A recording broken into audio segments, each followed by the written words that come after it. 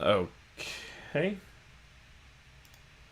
Alrighty, I think we're good. Let me make sure we are all good to go. Of course, sound check, video check, audio check, all the good stuff. And then we're gonna get started. Let's see. What we got. Alrighty, I think we're good. Let me make sure okay, looks good, sounds good. Let me know in the chat if we're good. And yeah, we're gonna get started. We have a long stream today. I think this stream is gonna be extremely long because I have just so much to talk about today. But of course, there's no problem with that. Just means that we're going to be on stream for a while, okay? So if we're all good, of course, let me know. And of course, while we do let our viewers join in, as we do let these notifications go out, we are just going to just chat a sec. Alrighty. How we looking? How we sounding? All good, all good. Cool. Okay, let's get started, guys. We have a lot to talk about today, okay? When I mean a lot, I mean a lot, all right? So we're going to be covering ADA Cardano. We're going to be covering Luna. We're going to be doing some, of course, Bitcoin, altcoin technical analysis, and then the chat Q&A. But we're not just going to be doing any basic talking about Luna and ADA. I mean, I'm going to really be breaking down this whole ADA Cardano thing. A lot of people are questioning, like, okay, well, you know, ADA has a tendency to rise out the ashes. Is this one of those moments? Is this when we can start to expect ADA to really catch some traction? You know, what is going on? So that's the game plan. I think today's stream will be about 2 hours, maybe closer to 2.5 hours. And so for that reason, we should probably go ahead and we should probably get started real quick here. So let's go ahead and let's first, of course, jump into the good old section in which we just cover the basic crypto news, talking about what's going on in the market and how things are looking. So let's go ahead first and foremost, I would say, and let's go over just the general market. I'm not going to be doing many news articles today. I'm not going to be going over, you know, just kind of your basic news from different places. More of just a general recap of where the market's at, because I do want to spend the majority of today just talking about what's going on with ADA Cardano, talk about what's going on with Luna, talking about what's going on in terms of technical analysis and things of that nature. Again, I don't want to spend too much time on this segment. So first and foremost, what we can see is currently we are sitting at a total current market cap of 1.3 trillion dollars, of course, with crypto, and that's always a good, you know, I was a little bit concerned. Okay, I'm not even gonna lie, I was a little concerned. I was like, I feel like there's a chance that this trajectory we see, you know, sub 1 trillion relatively soon here.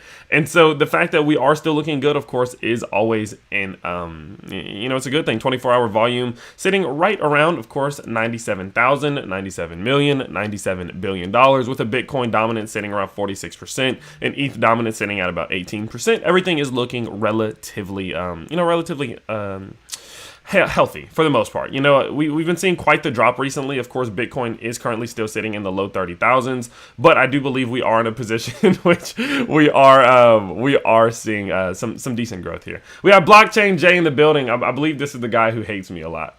What's up, homie? Welcome in. So first and foremost, looking at what's trending, we of course do see waves up a massive 54% today, with Axie Infinity also up about 21%. Those two are growing off of just kind of individual news, nothing too substantial going on in terms of development, I would say. But of course, you know, that's just kind of how it goes. Bitcoin currently sitting around 31.6 thousand. Ethereum, you know, edging near to $2,000. It would be nice to see the holding above 2,000 at some point. I think that would be a pretty nice milestone to, of course, complete. Tether is still sitting right around a $72 billion market cap, with USD coin sitting right under it around 53 billion. Of course, we do have BNB, Cardano, and XRP still holding up quite well, especially over the last 7 days. But we do see Cardano especially outperforming quite substantially, around 22%. So for that reason, of course, we are going to be focusing in today on Cardano, but as you can see, we are also going to dive into some Terra Luna, as this thing is doing quite well. We do see it around $8.85, and over the last, of course, 7 days, it's holding up much better than I was expecting to, okay? I was not really expecting too much out of ADA. I wasn't really expecting it to, out of Luna, I wasn't really, I don't want to necessarily say I wasn't expecting it to do good, but I didn't know what to expect. I just knew not to get my hopes up. So, of course, seeing that it is performing well is, of course, good, especially for all of those people who did lose money and, you know, who are trying to recoup some losses. So, whenever we do get into the Luna segment, I am going to talk a lot about what I'm doing with Luna. I did sell the Luna that I had unlocked. I'm going to talk about my game plan and exactly why I sold it and why I got completely rid of all the other Luna Classic that I had, and, of course, UST and all that good stuff. So, a lot to cover today, but of course I would say let's go ahead and let's just dive straight into the first segment of the day, which focuses on ADA Cardano. Now, focusing on ADA Cardano, of course, one thing we can see is that we are sitting right around 61 cents. We did see a huge resurgence. Of course, looking at the fully diluted market cap, we're up about 15%, circulating market cap up another 15% as well over the last 24 hours.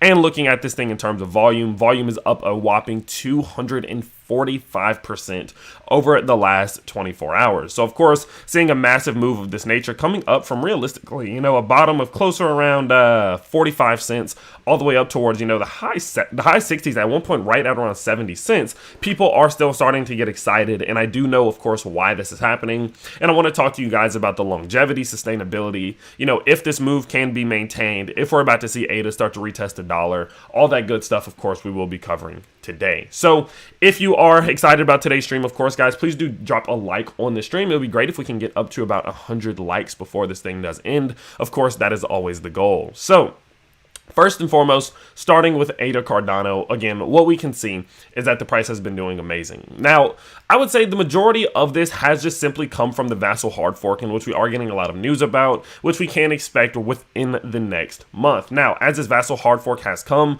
or is on its way, we can see that a lot of momentum is developing within the ecosystem of Cardano and ADA itself. Of course, Min Swap, Wing Rider, Sunday Swap, Meld, Muesli Swap, Revuto, I can never say that one. They are all up quite substantially over the last 7 days, especially looking at, upwards of about 19 to 20% in gains overall in terms of total value locked within their ecosystems. Okay, now over the month, we are still not looking the best on anything other than Muesli Swap, but it is nice to see a little bit of, growth here, especially over the last 7 days. Now, in terms of just TVL, one thing we can see is that when looking at the total value locked of ADA itself, we can see that it is still maintaining quite great.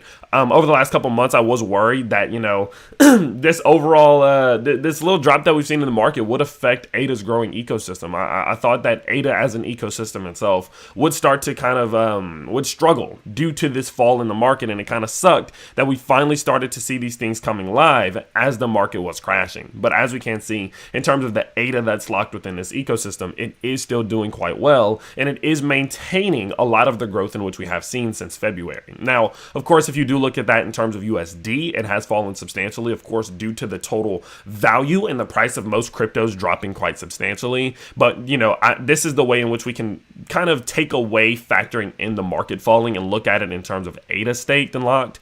It is holding up quite well. Okay. And I do believe that that will result in, this ecosystem growing in USD value, total value locked, recovering maybe even up to 200 million, 300 million extremely soon, especially as some of these upgrades do come. So now that we do kind of see a little bit of an update on what all is going on, I wanted to talk about what the Vassal hard fork is. I have an article here on ZipMex. It's a super great summary of exactly what's going on and what are these upgrades and why is it leading to ADA just completely outperforming the rest of the market, right? Because of course we do see things, if we go back out here, we can see something such as, XRP up 3%, Binance up 0.02%, a little bit further down, Solana barely up anything, but ADA is just completely outperforming the rest of the market, and it is due to these upgrades that we can expect to see within the next month. Okay, so what we can see, let's go ahead and let's just dive into this thing. So what is a Cardano Vassal hard fork? Let's just start with, what is it? Well, in short, it is an upgrade to the Cardano blockchain itself. Now, we know that Cardano has a bit of a history of slow and steady movement, but as we have seen recently, these hard forks do genuinely make extreme upgrades to these different this blockchain, right? We can see that certain aspects of the Cardano ecosystem itself grow quite substantially through these hard forks, and these hard forks usually do trigger a lot of excitement due to the fact that ADA Cardano itself can grow, and as it is upgraded, right? So the Vassal hard fork is the second massive upgrade to the Cardano network that focuses on overall network stability and connectivity. I think this is a good time that we're seeing this, especially with something like Solana going down. Now, with Vassal, pipeline testing, new CIP mechanisms, UTXO on-disk storage integration, and Hydra will be introduced as added functions. Especially if you know a lot about Hydra, you know how big this is for the overall long-term vision of ADA itself. So what are some of these improvements? Well, Despite being the second hard fork, Vassal still provides investors and communities with a wealth of benefits. Firstly, once Vassal hard fork is completed, Cardano will receive a higher throughput and an enhanced range of decentralized finance, decentralized exchange, and smart contracts. This is going to allow the entire ecosystem itself to grow. If you do look at the TVL on ADA right now, the vast majority is just that, right? DeFi, decentralized exchanges, things like MinSwap, things like Wing Riders, things like SundaySwap. These decentralized exchanges and all of this other DeFi in which they are taking on makes up the majority of their, TVL, their total value lock, the size of their ecosystem itself. So these upgrades are going to receive a higher throughput, which is going to enhance the ability to bring on even more aspects of this ecosystem, even more, again, DeFi, decentralized exchange, smart contracts, and etc. These enhancements are derived from the scaling improvements of the network as stated earlier, including pipelining tests, improved logging, the release of 4 CIPs, which we're not going to get too deep into because it does get a little confusing, UTXO, and again, a Hydra integration. Likewise, Suraj, a Cardano developer, also detailed on Twitter how the Cardano Vassal hard fork would change the overall network stability and connectivity. According to his claims, CIPs, or Cardano's key updates, will explore the mechanisms of how Plutus, which is Cardano's smart contract platform, scripts are sent to the blockchain. Besides, the CIP33 is expected to significantly reduce transaction costs by making transactions small and lightweight. Now, to simplify the way in which this is going to work, just to make it easy, just to make it simple, this upgrade then says that as we do go forward, the ability to interact with these smart contracts and the ability to even interact on the ADA Cardano ecosystem itself is going to just be reduced. It's not going to cost as much. And whenever you look at something like Ethereum with such high gas fees and such high transaction fees, it does, of course, increase the appeal. Now, meanwhile, the new CIP will facilitate decentralized apps to access transactional output without having to recreate it as before. For CIP32, the upgrade introduces an on-chain data storage for the community and developers, thereby making Cardano a truly decentralized architecture. Now, this may seem like not a big deal, but in my opinion, it is a big deal. ADA Cardano is one of those cryptos that I believe has some of the best arguments and claims to truly be decentralized. And the fact that they are then going to go ahead and, basically say that we're going to take so much of this data and actually store it on chain, in which it is then a public ledger. People can then go access it and see it. It even more adds to the idea that there is decentralization there, in the sense that it is fully accessible information to anyone who does want to look for it. So considering the fact that we are seeing some of these upgrades, considering the fact that this is not only going to help with network connectivity, but also just transactional fees, it seems like it is going to make Cardano more appealing, not only for maybe institutions who want to venture into the world of crypto through ADA Cardano, but also these other networks and these other platforms who are tired of using, something like Solana, which is going to crash consistently, or something like Luna that absolutely got destroyed, right? These other ones that want to look for the next best option. I think that this increases and further brings on more appeal for ADA Cardano itself, as it does, again, increase connectivity, but also furthermore decrease transactional costs, which of course is what any business wants, right? The least amount of fees, the least amount of cost as possible.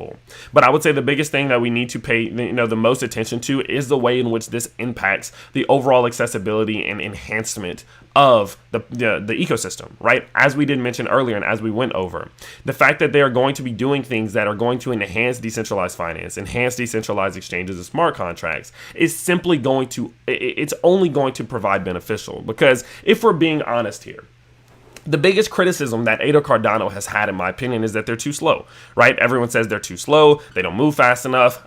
They're not keeping up with the times. We're seeing things like Terra Luna at the time, like envision 2 months ago, with one of the biggest TVLs, and, their ecosystem's doing amazing. Or Solana with so much going on that it just constantly crashes. Or Ethereum, of course, being the biggest platform for DeFi in general.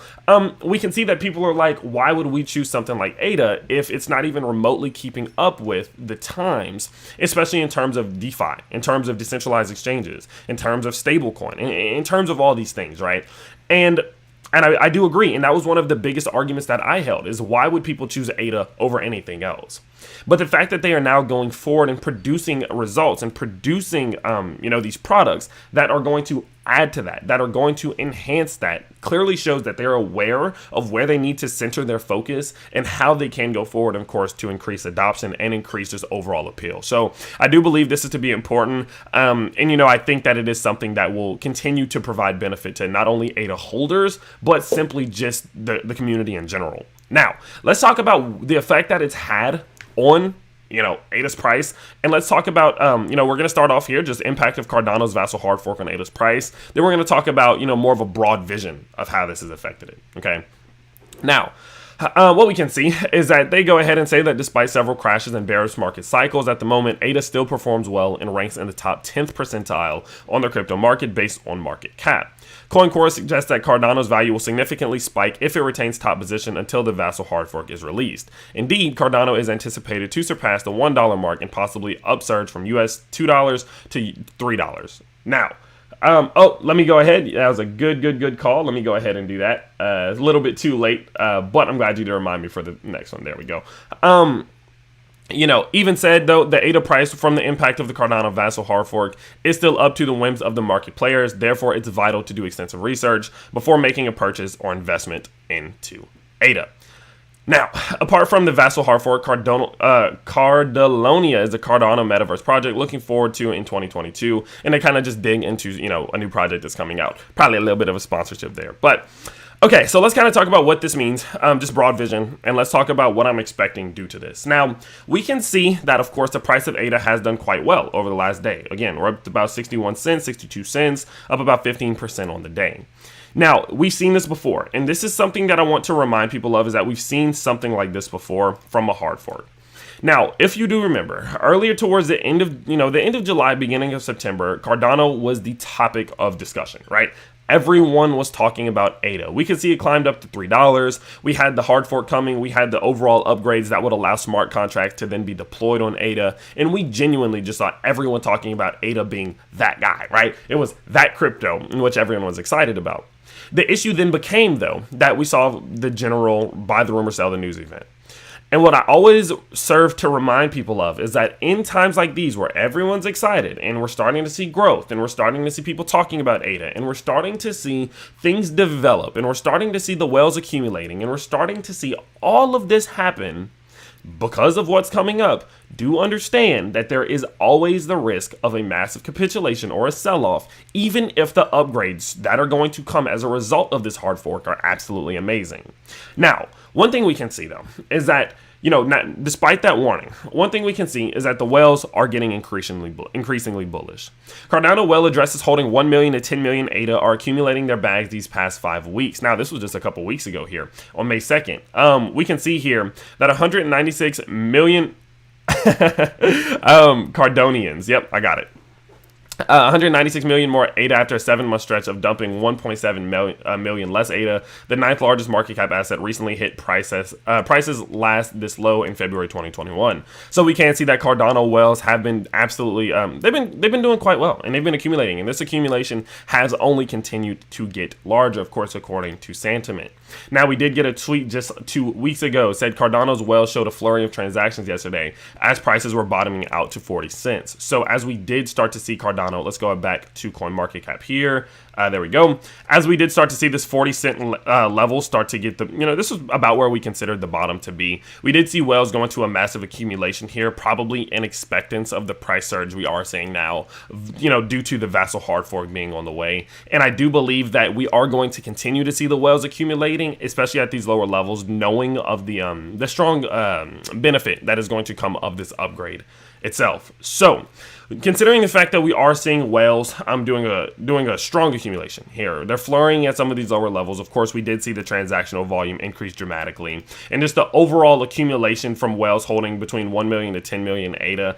The fact that that's growing so substantially, especially as we did hit some of those lower levels, tells me that they are expecting this upgrade to bring a lot of benefit to Cardano itself, and that they do believe that it could be one of the many next steps that will genuinely make ADA different from the rest and more appealing than the rest. Okay. So my overall thoughts again are that although we do see, this upgrade coming, and we know how this thing goes, in which if we start to see ADA's prices absolutely take off, and we see the prices go to maybe up to $1 again, right? We are always aware that these upgrades are generally, at least, followed by crashes, right? Or pullbacks, capitulations, whatever you want to call it. More often than not, there are buy the rumor, sell the news events around these hard forwards. So what I want people to be aware of is that in times like these, we have to be very, very understanding of the reasons why we're investing. Now, I'm not a financial advisor, but I have seen this, both sides of this mountain. And so what I would go ahead and say is that in general related to Cardano, my goal right now is that I am accumulating. I'm going to do a little bit of accumulation as soon as the stream does end, because I do like what is coming for Cardano. I do like the overall appeal that is being added. I like the overall effect that this is going to have on the ecosystem. I like the fact that they are going to be able to further develop this ecosystem to be able to compete with the likes of Solana, with the likes of Ethereum in terms of general platform and DeFi and decentralized exchanges development. I like all of those things, okay? And so for that reason, I am willing to accumulate in the idea that this is going to be beneficial for the long term, and I am below my average cost. I am not accumulating right now just because I'm like, oh, well, everyone else is buying, so I'm going to buy it as it goes up to $1, as you know, that article stated. I'm not too interested in what happens in the short term because I am aware of the effect that these buy the rumor, sell the news events have on the price. So I'm not getting too wrapped up in the thought process of, oh, it's going back to $1 this year, or 2 years, or $2 this year, $3 this year. No, the overall longevity of Cardano, in my opinion, will be much more sustainable due to this hard fork. And I do believe that is enough reason for me to be more bullish on ADA than I was last year when I was buying. So why would I not be buying this year? Now, that's the reason I'm going to do a little bit of accumulating.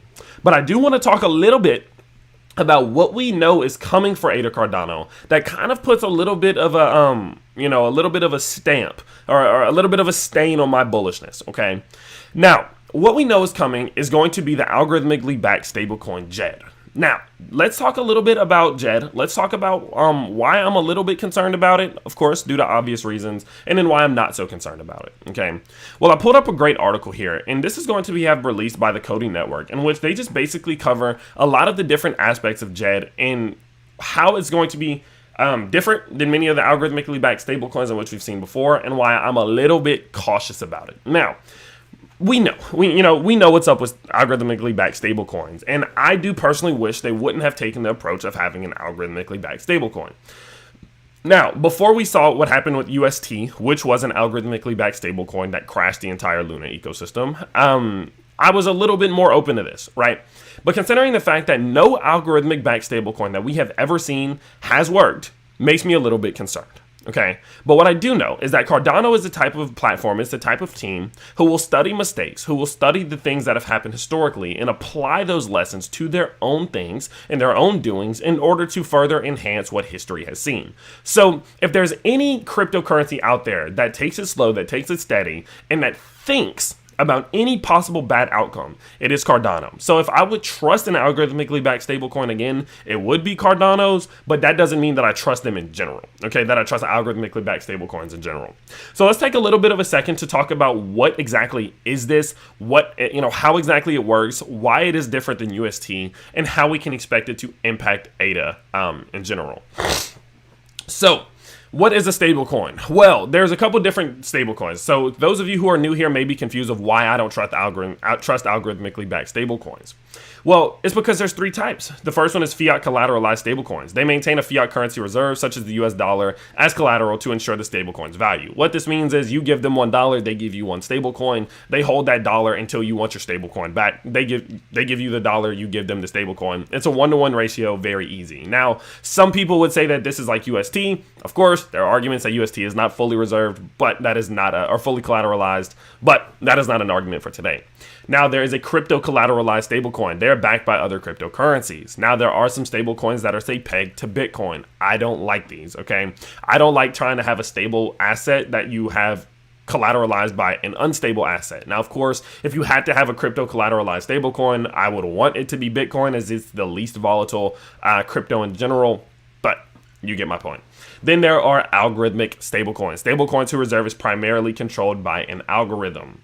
So JED is an over-collateralized algorithmic stablecoin that is backed by crypto. So what we know is that UST, which again was US Terra, this is going to be the algorithmically backed stablecoin that did fuel the Luna ecosystem, did fail, right? Their whole game plan was that due to arbitrage, just simply due to arbitrage in the algorithm itself, that anyone who was able, if UST ever depegged due to this massive sell-off or massive kind of dumping of UST itself, that there would be so much incentivization to arbitrage the price, basically being able to mint one of your Luna to burn some of the UST, that algorithm in itself would present enough of an opportunity that people would continuously arbitrage UST to get it back up to $1. That's the simplified version there. And it failed. It didn't work. Okay. So this is not the same exact thing, but it is similar. So first and foremost, I personally only really trust stablecoins 100% that are just for sure confirmed 100% backed by the dollar. That is the only way I will trust it, because that is the only way we can ensure that we can get our money back if we ever need to, get rid of our stablecoin. But what we can see here is that's not what JED's doing. They're going with an algorithmic stablecoin. So what is JED and how does its algorithm work? We're going to talk about how it works and then why I'm a little bit cautious about it. So JED is an over-collateralized algorithmic stablecoin that is backed by ADA and uses SHIN as a reserve coin. JED's algorithm is based on a collateral ratio in the range of 400 to 800%. What this means is, if you are wanting, say, for every JED that is minted, there is about $4 to $8 worth of ADA that is going to be held in the reserve just in case. So this isn't going to be a 1-to-1 ratio. This is going to be a 1-to-4 or a 1-to-8 ratio of JED to ADA. Now, that is immediately better, obviously, but it doesn't solve the problem in the current risk, obviously. Now, JED and SHIN, in order to ensure there's enough ADA, JED's algorithm is based on a collateral ratio of 400 to 800% for JED and SHIN in order to ensure that there's enough ADA in the pool. This means that every one JED that is minted, there's $3 to $7 worth of ADA in the reserve pool. SHIN offsets price fluctuations of ADA, covering shortfalls and guaranteeing the collateralization rate. So in order to mint JED, the stable coin, users will need to interact with the smart contract by sending ADA to its address. The contract will then send JED back to the user. The price of JED will aspire to be $1. JED is backed by the base coin ADA provided by SHIN holders. So of course, in order to be able to provide your ADA, you have to hold SHIN. So there is that incentivization there for that arbitrage, or just in general the use of the stablecoin. So let's assume that one ADA is worth $2. In order to mint one JED, the user will need to send 0.5 ADA to the contract. This process can be repeated. Users can send more and more ADA to the contract and get more JED. On the other side, in order to mint SHIN, the user will need to send ADA to the smart contract. So of course, in order, of course, to access JED, you are then going to need to be a SHIN holder to provide that ADA. So you are then going to be, basically there's going to be a triangle of your JED, your ADA, and your SHIN, and they're going to kind of be a little bit self-serving and self-sufficient with the help of some outside forces in certain different ways.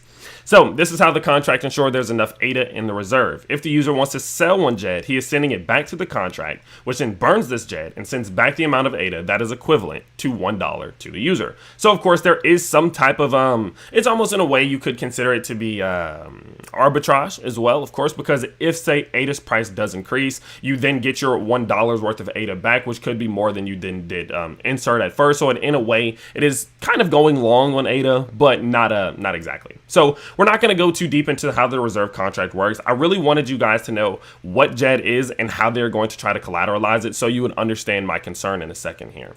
So let's talk about how does this make it different? How is it a little bit more protected than UST? Well, if a reserve ratio falls outside the 400 to 800% range, certain mint to burn operations are prohibited, as you can see in the following page. So if it goes above 800%, if there is too much, basically, they stop the ability to mint SHIN, because if you continue to mint SHIN, there then becomes some type of aspect of hyperinflation, which is not good, clearly. So they stop SHIN up until the point that it does resolve itself. But if we fall below 400%, this is the one that people are the most focused on, and this is the one that is the most important. What happens is that they completely stop the ability to mint JED. Now, whenever you stop the ability to mint JED, it completely, in some ways, stops what we saw happening from UST, in which it's kind of like in comparison, they went ahead, they stopped the mint and they stopped the mint of JED and stopped the burn of SHIN. What happens is that it stops the ability of that death spiral to happen. We're not going to be able to see that hyperinflationary aspect go into play if that arbitrage is not successful. And so the fact that they give a threshold, 400 to 800% for this thing to move, but realistically, if it falls out of that threshold to a point that they're not 100% certain that the collateral that is within the reserves is going to be enough to support support what is happening with ADA Cardano, or with JED or with Shin in general, they stop it. They basically prohibit all things until it is able to recoup, or until it is able to, to recapture the necessary threshold. Okay, so considering the fact that there is a little bit of that safety net that is provided there, sure, it does mean that it is less decentralized. But personally speaking, in terms of stablecoins, I am okay with a lacking of decentralization in order to protect investors that are holding the stablecoin. Okay, so what we can see here, this is going to be a breakdown of exactly what happens, of course, if you do want to check it out. But what we went over is the kind of broad understanding of, what JED is and how it is different than UST. There's a threshold, and that threshold, once it's crossed, they stop it. Okay, they stop the burning of they stop the burning of JED, they stop the minting of Shin. So what do I think about this? Well, personally speaking, I think I kind of think about this in a few different ways. Okay, the first way I think about this is that I don't like algorithmically backed stablecoins. I'm completely turned away from them. Okay, and I don't trust them. And I think many people have a similar mindset to me, in the sense that no one really trusts them. Not many people are going to hold that much of their net worth in an algorithmically backed stablecoin, no matter how successful it is, in my opinion. You can call it over collateralized. You can say that it's safer than the rest. Realistically, they said this only supports a 75% crash of ADA, but if it falls over 75%, things could get quite ugly. We'll cover that in an individual video. But overall, you could call it what you want. Not many people are going to trust an algorithmically backed stablecoin after they saw what happened with the UST situation. And I think that alone is actually going to be one of the reasons why ADA Cardano's stablecoin, algorithmically backed stablecoin, that is over collateralized, can succeed. I don't want to say will, but can succeed. Of course, we know that they have thought about all the problems. They've seen all of the reasons why other algorithmically backed stablecoins have failed, and they have corrected those things. But that does not mean that there will not be flaws presented into this thing in the future that they have not considered. And the fact that there is an algorithm that backs this stablecoin means that any flaws that are unforeseen could be quite detrimental to the entire stablecoin itself. But that does not mean that ADA Cardano as a whole will fail as a result of it. Sure, it can have an extremely bad impact on ADA if we do see JED fail in the future one day, as of course the way in which the algorithm does work, it could cause some price fluctuations with Shin, which of course will then directly impact ADA itself. But I don't believe that it is going to grow so big like UST did in comparison to Luna that it would pull down all of ADA in its own, right? I don't think that we're going to see it become ADA becomes so reliant on JED that if JED goes, ADA goes. Just like we saw Luna become so reliant on UST that when UST went, Luna went. I don't see that happening because more people are going to be responsible and they are going to be understanding of the risks that are associated with algorithmically backed stable coins. So for that reason, I personally am like, okay, I think that this is a risk, and I think algorithmically backed stablecoins are a risk. I'm not holding my net worth, any of my net worth at this point, in an algorithmically backed stablecoin because of the risk. But I do not believe at this point that they are going to go about it so that ADA Cardano is completely reliant on JED. And even if it was the case, I don't think enough people are going to trust an algorithmically backed stablecoin to blow it out of proportion like we saw with UST. So that's of course speculation, and that's more of a hope more than anything, but that is just my overall opinion, and that is why I am still confident on accumulating ADA. But of course we do need to be extremely careful with how this thing does develop going forward, because I don't want to see the entire ADA ecosystem relying too much on JED,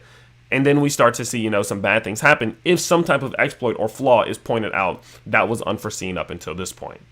So in terms of what I'm doing with ADA, again, I am going to be doing some accumulating. I think that this hard fork is beneficial, and I think that it is going to provide us with a lot of upgrades that will bring more appeal to ADA. I think Cardano NFTs are blowing up. I think the Cardano DeFi is blowing up. The DEXs are blowing up, and they are clearly starting to gain a lot more traction than many others in the market right now. So for that reason, I am confident in accumulating for the long term. But until I start to see JED come out, and and as I do start to see, how does JED work, and if this is how it goes, then I will start to consider, maybe increasing or decreasing my position sizes. But for now, I'm of course moving with caution until I start to see how that whole thing works and what flaws are exploited, if there are any. Okay, so that's ADA. That's what's going on. Okay, ADA's pumping due to the upgrades that are coming. Of course, there are some things that do need to be worked on, and there are some things that I am holding back on, of course, due to stable coins. But that is the general summary of what's going on with ADA and why the price is pumping. So 30 minutes worth of ADA. I do believe it is about time that we do push on to the next segment here, which of course is Terra Luna. Now, what we can see is let's just go ahead and close all this off. But what we can see is that Luna's actually been having quite a good day. And, we haven't said that in a long time, and I'm not really expecting to say that again. But what we can see is that, of course, Terra 2.0 has been released, and we can see that the current price is sitting at about $9.13. So what I want to do is talk about what all is going on with this. There's really not too much to talk about, but I want to go a little bit more into my thoughts on the now Terra Classic, and also what I'm doing with my Terra in terms of holding, in terms of selling, in terms of, all that good stuff. So what we can see is that Terra itself did launch right around seemingly the price of about somewhere between $13 and $15. I don't know the exact launch price, but it did climb initially all the way up to, what was this price up here? Right around what seemingly was $19.50 before crashing all the way back down to around $3.90. Now, since then, we can see that the majority of the first big sell-off that we did predict did happen. Of course, what we know is that the majority of people who hold Luna were able to access 30% of their total holding in a form of investing. And as that did happen, the majority of people, I would assume, sold whatever they were given. And yeah, so that first major sell-off did happen, and I think that this was not as bad as I was expecting. So personally speaking, what I knew is that since the majority of people who are going to be getting airdropped this new Terra token, this new Luna token, I figured the majority of them lost money. And considering the fact that the majority of them lost money, I knew that the majority of them were also going to try to recoup as many losses as they could with this new token, no matter where it was at, right? So considering that, and considering that did happen, we did, of course, see this big sell-off. Now, I knew that at some point as well, the majority of people who were going to get out were going to get out fast, okay? They were going to get out as fast as they possibly could, which was going to then, once it flattened out, give us an idea of, where could we find some balance here? Where could we find, some stability in which the majority of the people who are going to get out, they get out. And then we see the people who are either holding in a long-term perspective, or the people who are, a little bit more willing to take the risk of holding this more long-term to see where the price goes. Once the stability kicked in, then we could really see where it would go. Now, what we can see is that stability is something we did get. We have finally gotten to a point where it seems like the sell-off has slowed down a bit, and the people who are going to sell have sold. Now, as we did see, the price did start to come back up, and we did hit around this $11 to $12 area before eventually pulling again back towards $10 before finding support again and looking to see some type of growth. So this gives us many implications of what we can expect from Luna going forward. What I would say it gives us first is that Luna is in a position of an uphill battle. Okay, this uphill battle is going to be one that is going to take a lot of time to beat. Okay, and the reason that I say that is because though we are seeing things of this nature, in which so many different platforms are bringing Terra 2.0 on, right? We can see Leap Wallet, Flipside Crypto. We can go down to see Guardo. We can go down to see MEXC. We can see Huobi. We can see Binance. All of these different platforms are allowing people to go in and access 2.0, and they're supporting Terra 2.0. It does not mean that that history has been, erased, right? What we have to understand is a few things. First and foremost, the people who are going to be able to access their tokens at any given point through the vesting contract are going to more than likely take profits no matter where this thing is at. Why? Because they lost money. They want their money back. So if this is free money to them, they're going to take it. So there is going to be consistent selling pressure on this thing going forward, especially as we do start to see the tokens getting unlocked. The beneficial thing, though, the good thing about this thing is that there is the majority of us are under a 6-month cliff. Now, what I mean by that is that you are not going to be able to access or sell your tokens for about 6 months. So that gives Luna, in my opinion, the next 6 months to see what they can do. Can they provide an ecosystem? Can they rebuild? Can they kind of fly from the ashes again and start to recoup some of the losses that were previously seen as they force investors to hold this token for the next 6 months? Sure, maybe so. So in my head, they have 6 months to figure it out. And if after those 6 months they have not figured it out, I expect this to get quite ugly. Now, looking at it from more of an investor standpoint, I have sold all of the Luna that I was airdropped and unlocked. The 30% that was unlocked for me, I sold it the moment that I was able to over on KuCoin. The reason being is that I'm not willing to honestly, like if I'm going to be vulnerable and honest here, I'm not willing to bet on Luna again. I'm simply not. I'm just simply not until they show me why I should. I gave them the first opportunity whenever I invested into them to show me and to be able to produce over time, and they failed. Was that necessarily their fault? You can say whoever's fault it was, but it's what happened, okay?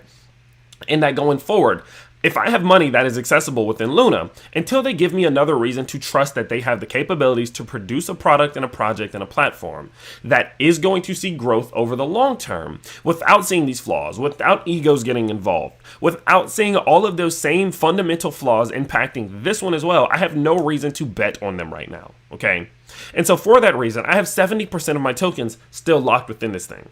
So if I'm wrong and they're right, and they start to see growth, they fully figure this out, maybe 6 months from now, we're back in a bull market and this thing is doing well, then sure, I'll reconsider, and maybe at that point I will hold. But right now, with the macro environment not looking good, right now, seeing that all of crypto is quite ugly, except from, Are Cardano, which is weird, right? That would be a joke to many people about a year ago, or about 4 months ago. I have no reason to bet that this thing will succeed. I'm sorry, but I don't. I do think that the team is capable. I think that the community is capable. I think that considering the fact that this launch didn't go as bad as I was expecting to, definitely gives us a little bit of implication that we could see some growth into the future, but I am not willing to bet money that I can access on that. Okay, and so for that reason, I did go ahead and sell every single piece of the 30% that I did receive through the airdrop. So what I'm looking for going forward is that I'm going to just wait. I mean, that's all we can do, right? We're just going to sit back and wait and see how this thing develops. I want to see them be able to figure out, how do they now compete with a Solana or an ADA or even a Phantom? How do they compete with all of these other ecosystems without UST being the main incentivization for the Luna ecosystem itself? That's what I want to see before deciding what I will do with my next 70%. But until then, I'm just not confident enough to not take profits of any sort. So looking at the last one, looking at Terra Classic, a lot of people are asking, well, what should we do with this? And I think the answer is quite clear. Realistically, what we can see is that Terra Classic is now sitting, point 0.0001115. Okay, its fully diluted market cap is sub 1 billion. Its circulating market cap sitting right around 729 million. The 24-hour volume is decreasing substantially every single day, and the price is still, in a position where it does not seemingly, it's not giving me the vibe that it's going to recover. Okay. What I would say about this is that if you're buying this, you are literally just gambling, hoping that for some reason it pumps off of some crazy Wall Street bets news or something of this nature. We can see that the team has moved full steam ahead into this new Luna, and that they're not focused on Luna Classic anymore. They're not focused on Luna Classic. They're not focused on UST. So for that reason, there is seemingly no fundamental reason whatsoever for Luna Classic to recover in any fashion. The only way in which you can expect that Luna is going to be able to recover is if, again, there's some type of weird rumors of a short squeeze or something of that nature that is purely speculative gambling. And so for that reason, if you are still buying down here, you are speculatively gambling. If you, feel like you want to support Luna, if you feel like you want to support Terraform Labs, if you want to support the project and platform itself, you would be getting into Terra, because this is the one that the fundamental increase of value will be coming into, especially over the next 6 months. Not this one, okay? So for that reason, I see no purpose of buying this one at all. Now, let me go over a little bit of a misconception, okay? Now, this is going to kind of piss a few people off if you're a diehard Luna fan, and I'm sorry, but I just have to state the truth. A lot of people are saying, well, look at everyone who's listing Luna 2.0. Look at everyone who is buying Luna 2.0. Look at everyone, the Binance, the Huobi, again, the MEXC, the Guardia. Look at all these people who are supporting it, right? This means that they believe in it, right? This means that they think this thing is going to grow. They think that it's going to recover. And I hate to be that guy, but no, it doesn't. If we're being honest, right? If we're going to be honest here, no, it does not. Realistically, what this is to me is a good business move from Binance, from Guarda, from MEXC. This is a good business move, and that's it. Let's consider something. Many people got burned on Luna. Many people saw how it failed. Many people lost money. I lost a lot of money in it. Okay, I would say I lost right around $14,000. Okay, and that also goes for exchanges. That also goes for the people who were supporting it. That also goes for the platforms who lost loads of money as we did start to see UST collapse. It was a worldwide effect. But what we can see is that there are still people who think that Luna is going to recover. There are the people who knew the potential of that launch, in which we did see some growth before the collapse, right? There are people who do think that Luna will make it one day. And what are they going to be trying to do right now? They're going to be trying to buy it. And think about Luna being the most talked about topic of 2022 realistically in the crypto world. The amount of volume and the amount of people and the amount of attention that's going to come from that, one, will equally bring that same amount of attention to Mexi, to Huobi, to Binance, to these different Gate.io, to these different platforms and exchanges that are listing it, but it also brings transactional volume. How do exchanges make money? Advertisements is one of the biggest ones. Transaction fees is the biggest one, I do believe. Of course, there are like the memberships in which you can buy, but realistically, the majority of the volume and the majority of their transactional fees comes from people being on the platform and spending money on the platform. So considering the fact that those of you who are going to be buying some Terra 2.0, some of the new Luna, on some of these platforms, and then going to be having these transactional fees, why would they not bring Luna onto their platform if they can capitalize on some of these transactional fees that will make them revenue? As people are excited and, everyone's talking about Luna. It's just a good business decision. So I think we need not confuse what is going on in Twitter with, Binance and all of these other platforms bringing on Terra 2.0 with support. Sure, if they were a scam, we're not going to get into it. I digress. But you understand. If they were a very blatant thing that was just stealing people's money, obviously, they wouldn't want that blood money. Mexi and Binance and whatever, Gate.io, they wouldn't want that blood money because they know the people buying it on their platform are getting scammed. But there are many people who believe this isn't one. There are many people who believe it was a flaw that led to a collapse. And for that reason, why would they not bring on something with so much attention if they can make revenue and get attention from it? The more people who see their platform, the more people going on their platform who are going to see the advertisements who are going to generate them more revenue. Those same people know that there are limited options of places in which they can buy Terra 2.0, in which for that reason, what are they going to do? Use that platform that they're on, the Mexi or the Gate.io, to buy Terra, which then generates transactional fees. It only makes sense. So I don't want, I see this thing where people are just talking about Binance is in support of Terra 2.0. Gate.io is in support of Terra 2.0. That's not exactly what that means. And I think we need not forget what happened historically. I think we are absolutely responsible for holding them accountable for the flaws that lost the majority of us money. Okay? And so for that reason, it is extremely important that we keep an eye on how this thing develops and don't mistake this news for it's going to make it one day, because that type of thinking will lead people to losing money again from this same team. Okay? Now, I'm seeing a lot of messages saying that Bitcoin is breaking out, and so I would love to jump on to the Bitcoin charts here and see what's going on. So let's go ahead, let's dive into the hourlies, and let's see what's happening here. Well, what we can see, and let's go ahead, and this is perfect timing, so that's about it for Luna for the day, so let's go ahead and let's dive into the next segment. Perfect timing for Bitcoin. So what we can see is that Bitcoin is currently sitting at around $32,000 at the moment. Wow. Absolutely amazing. So what we can see is we've been holding this 20 SMA for a second. Now, I haven't done my Bitcoin TA for the day yet, so we're going to do this together here. Let's kind of see what's going on here. So Bitcoin, in terms of the 20 SMA, I told you guys that's the level that I'm looking for. We did, of course, clear that back here. We pushed into the top side of the Bollinger Bands, and we do seem to be on track to retrace some of this.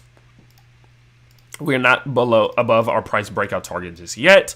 But we have come up to retest some of these key levels. Okay, so let's go ahead and let's see what's going on with Bitcoin. Okay, so looking at Bitcoin, of course, what we did see and what we did really start to anticipate was the breakout of this descending triangle here. Now, I told you guys there's a few ways in which it can play out. But once we started to see the apex getting interacted with, my last live stream was covering the different outcomes of this breakout. And what ended up happening is that we got the fake out to the downside, and I went live as we re-entered back into this, and I told you, since we saw a fake out to the downside, we can expect a breakout to the upside. The reason being is that when you get a fake out to the downside, it means that support was lost, but the bears did not pick up enough momentum to counter the buying pressure that came at these support levels, eventually pushing the price back up. And so when the bears lose a battle down here, the bears will usually lose that battle down here, allowing the bulls to see the clearing of the key level of resistance in which we have been tracking. So what we can see is that that's exactly what happened. Now, I told you guys, there's a couple things that I needed to see before I would accumulate on Bitcoin. The biggest one was that we broke this key level of resistance and that we broke the 20-day simple moving average. I said once we break the 20 SMA, historically, we tend to make some growth to the upside, right? Look at the last time we saw the break above the 20 SMA and held above it. You can see it led us to see from that point roughly what's that, 20% in gains, okay? So that was the moment in which I said, I think this would be a good buying opportunity if we could start seeing closes outside of this. Now what we can see is that we are getting quite extended. We are seeing the majority. Let's go ahead and let's kind of pull up our RSI. Let's pull up our MACD. Let's see what's going on. But we can see that realistically, we are starting to get a little bit extended to the upside. We are starting to see a little bit of bullish, bearish divergence forming here, right? On the hourlies especially, in which we are seeing the higher high being set with lower highs being established still on the RSI. That's a sign that the bullish momentum may be slowing down and we can expect some type of pullback soon. So what I'd like to do is talk about the next goals. I want to talk about what I'm looking for from Bitcoin next. Let's talk about some confirmation levels and let's talk about where I'm looking for this thing to go in the long term. So let me get a little bit of drink of water. We are about almost an hour in. So what we're looking at today is what's next? What's next for Bitcoin? Bitcoin breaks out, everything's jumping, Luna's jumping, ADA's jumping. Well, what's next? Currently, what I'm looking for from Are Cardano is still the clearing of about this $32.7 thousand level. Now, the reason that I always look for this $32.7 thousand level is just basic. How have we interacted with certain price levels as we did rebounce towards them? Now, what I mean by that is as the price did capitulate, as we saw this first pull to the downside, about $28.7 thousand, that did see a level of establishment support, a double bottom there on the dailies, which pushed the price back up to this key level right here, which was about, again, $32.7 thousand. Now, as we do hit $32.7 thousand, that is going to be the level in which we saw this previous level of resistance established. So considering the fact that as we did get overextended to the downside and we bounced up to this level but got rejected here, we can expect a similar amount of resistance here. So for that reason, I am still waiting before I get too excited here for us to clear $32.7 thousand, so I ensure that we don't go into some type of range of this nature where we have this key level of rejection above us. If we're capable of doing that, I am then going to start to enter into my next two-step accumulationary phase on Bitcoin. So if we're capable of breaking $32.7 thousand, what I am then expecting is that we very possibly could be in a position to retest as high as $38 thousand, which is around this 20 SMA on the weekly charts. Now, what we know about Bitcoin itself is that realistically, this is nothing. This move we saw today is nothing. And that we need to really start to see some confirmations to the upside before we get too excited. And I think if we can break and hold above the 20 SMA up here, that could be a great sign of some future growth and development like we saw back here. We broke it, we held it, we then went set the all-time high. Because what I'm concerned about right now is that although this move in the short term is great and it looks good, I'm just simply not impressed with what we're seeing or convinced that it's anything but a dead cat bounce coming off of an overextension to the downside. Now, the reason I say that is kind of establishing what has happened historically once we've set the lower low coming off of these huge new all-time highs. What we can see is that as we did start to work our way to the bottom side the first time in December and to the end of 2017, what happened? We set the low, we started to see the bounce. But that first low wasn't the low. We saw another capitulation before seeing the low, okay? What happened after we started to recover out of that? We set the low. We started to see some recovery. And then we ended up setting the lower low. Now, I know this is a black swan event due to the virus, but that doesn't change the fundamentals of what's happened. We set the low, we see the bounce, we set the lower low. The lower low is then when we start to see growth, okay? What happened back here? Let's go back into 2015 as we did start to see this capitulation down here, right? We started to see, this chart isn't going to be able to pull up. Let me get a better chart pulled out. 1 second. Let's get the Binance chart. Should be good here. Can't remember which one of my charts has the beginning of 2013. If you can help me out here, I don't remember. I thought it was Bitfinex, but I don't think they're up. Let's try. Boom. I had this thing pulled up. Boom, boom, boom, boom, boom, boom. We can try Bybit. Which one of these charts? I haven't looked up 2013 in a while. Which one of these has the you know what? Well, we're just gonna do this. because it's just a simple thing that I'm trying to show you real quick. I never really look at 2013 because I don't think it's too relevant, but I think this is important. Okay, let's go out here.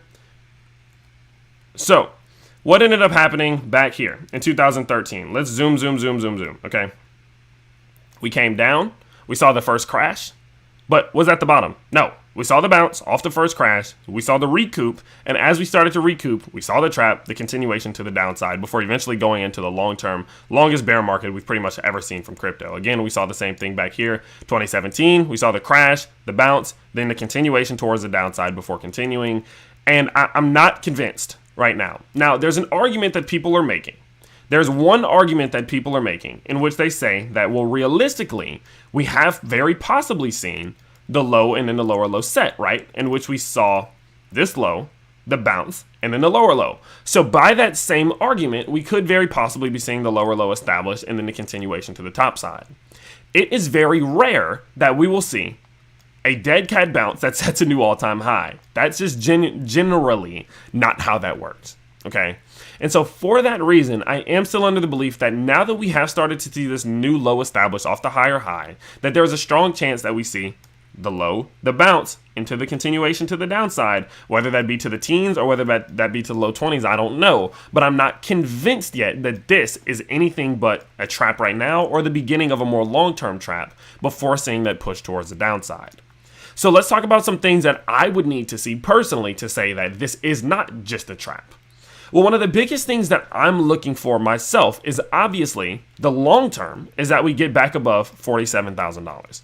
If we're capable of getting back above $47,000, we have done a fantastic job of now setting a higher high in which we very possibly could then, start to look to set, this type of reversal pattern here, or just simply the higher low before eventually continuing to the upside.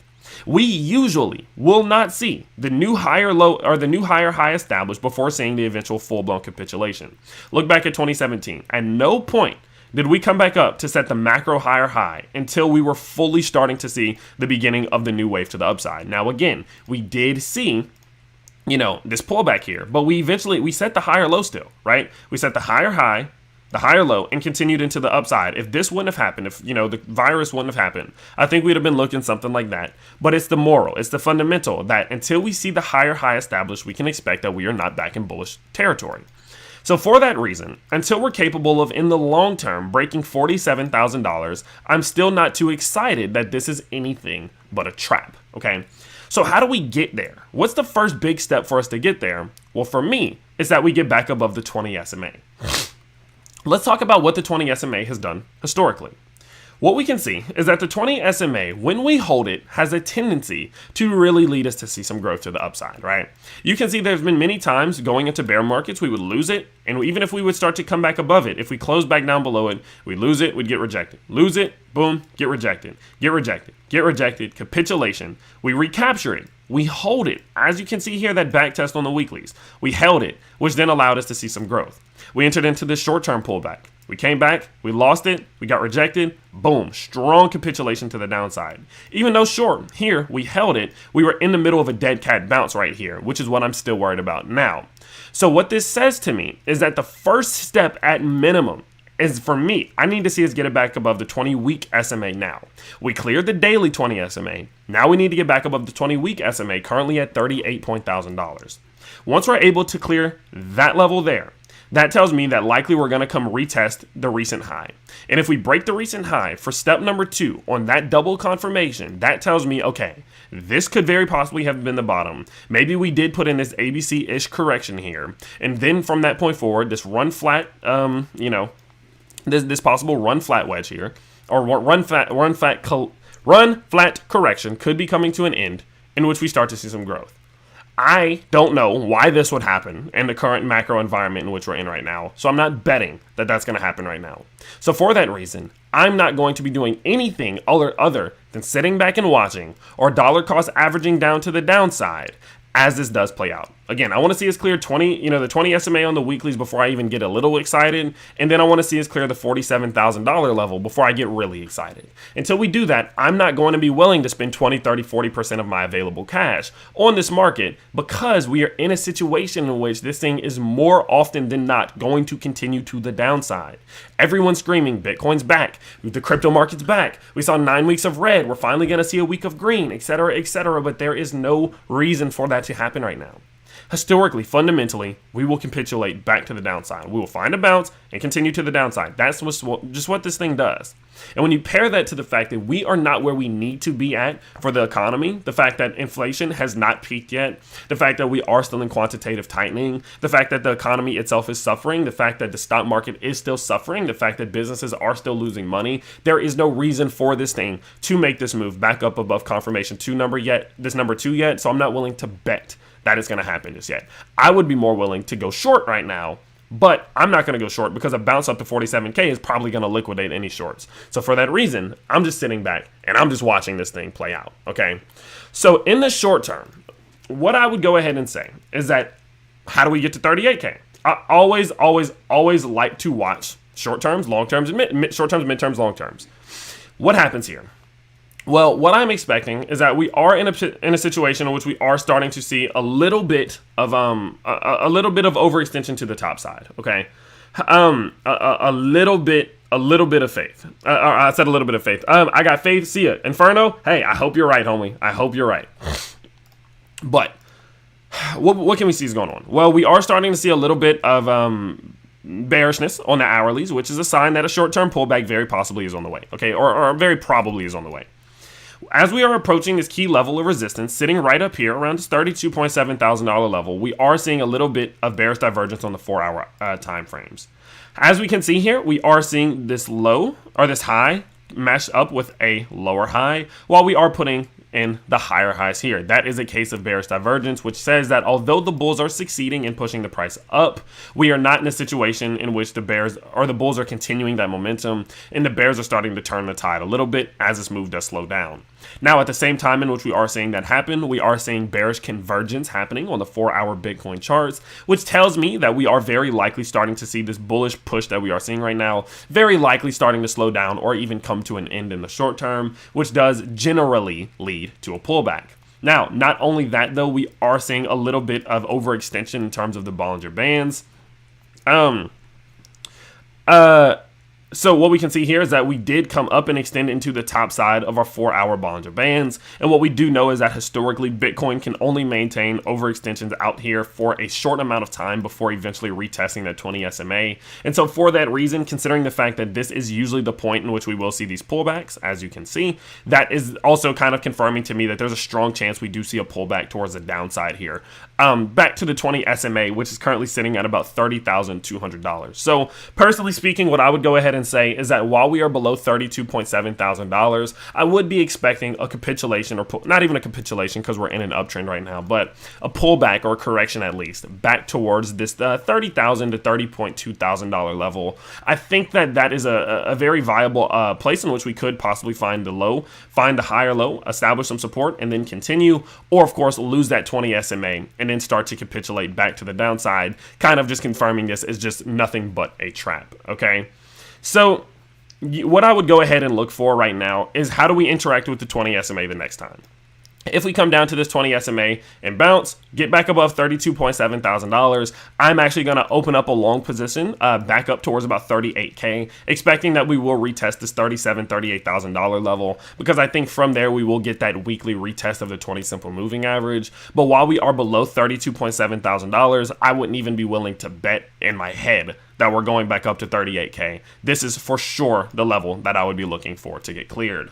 Now, you guys know I always prepare short trades just in case. I think that having some short trades ready to go is always a good idea, because although you may be long on crypto and although you may still support crypto, it doesn't mean that gains cannot be made from these pulls to the downside. Remember, I showed you guys in the Patreon just last week, went ahead and opened up a short position at $30,000, exited at $29.1 thousand on 3x leverage. We picked up about 9.3% just in the span of 2 hours or 3 hours, okay? So we can still expect some gains to be made to the downside if we do see the loss of what I would say is the 20 SMA.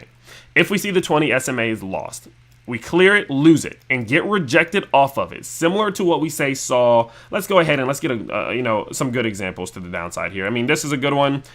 Even right here is a good one, right? We got rejected to the downside and then eventually crashed to the bottom side here. What I would go ahead and say is that if we lose this and we start to roll to the downside here, get rejected, the moment we lose that breakdown low, which would be, if this is what it looks like, the breakdown low is right here. I'm going to open up a short position, expecting a push to the bottom side of our 4-hour Bollinger Bands. Okay, we constantly revisit it every time we lose this 20 SMA, and I am under the belief that we would do so again, considering the fact that we got so much volatility recently. These Bollinger Bands did open up, which did give us even more room for growth, which could be even somewhere up to 6 or 7% on my typical 2 to 3x leverage. That does equate to about 20-30% gains if we do see that push to the downside here, or at least towards the bottom side of this $28,000 to $29,000 range. Okay, so if we lose the 20 SMA on the 4-hour charts, do expect me to start to go short, and especially if we do lose it on the dailies, that would be even further confirmation that we are very likely getting a push back towards the bottom side here, which again does equal right about $28,000 to $29,000, which is where my breakdown target would be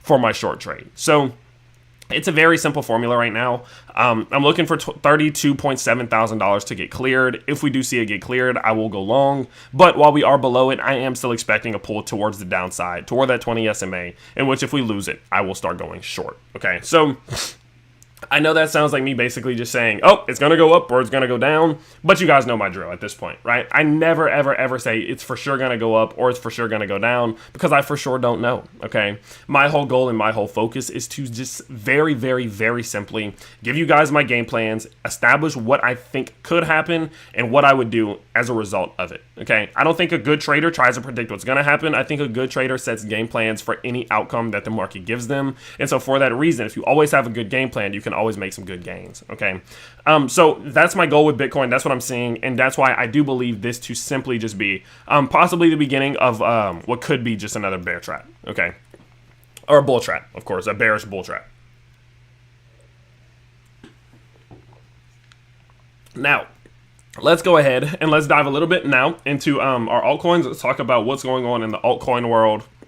Let's see what's going on with Bitcoin dominance, Ethereum. We'll cover some like AVAX, Solana, maybe some Matic, and of course we'll do technical analysis on Are Cardano to follow up our fundamental analysis earlier. Okay, so looking at first and foremost Bitcoin dominance, what's going on with this thing? Well, I told you guys. Look what I drew. I drew this arrow up here, right up to this yellow line, and I told you, realistically, as we did start to see the breakout of this massive, massive descending wedge on Bitcoin dominance, we could expect to see Bitcoin outperforming the majority of our altcoins for the time being, okay?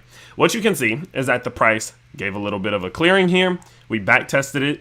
We established some type of structure. We broke structure, and now we're off to the races, with my opinion being a price target of 47.47%.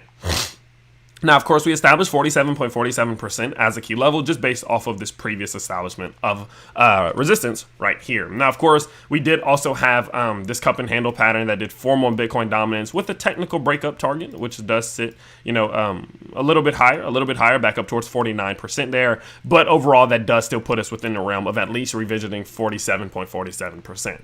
So as you can see, we are working our way back up to that level, and as the market does recover and as Bitcoin does see a bit of green today, we are still in a position in which we're seeing Bitcoin dominance continuing towards the upside. And this does just further confirm that although altcoins are a place in which I invest a lot of my money, the best place to be right now is still very clearly Bitcoin. If the market's pumping, Bitcoin's leading it, and if the market's dumping, Bitcoin is seeing the least amount of losses. So I am still in my Bitcoin mindset right now that it's the best place to have our money stored.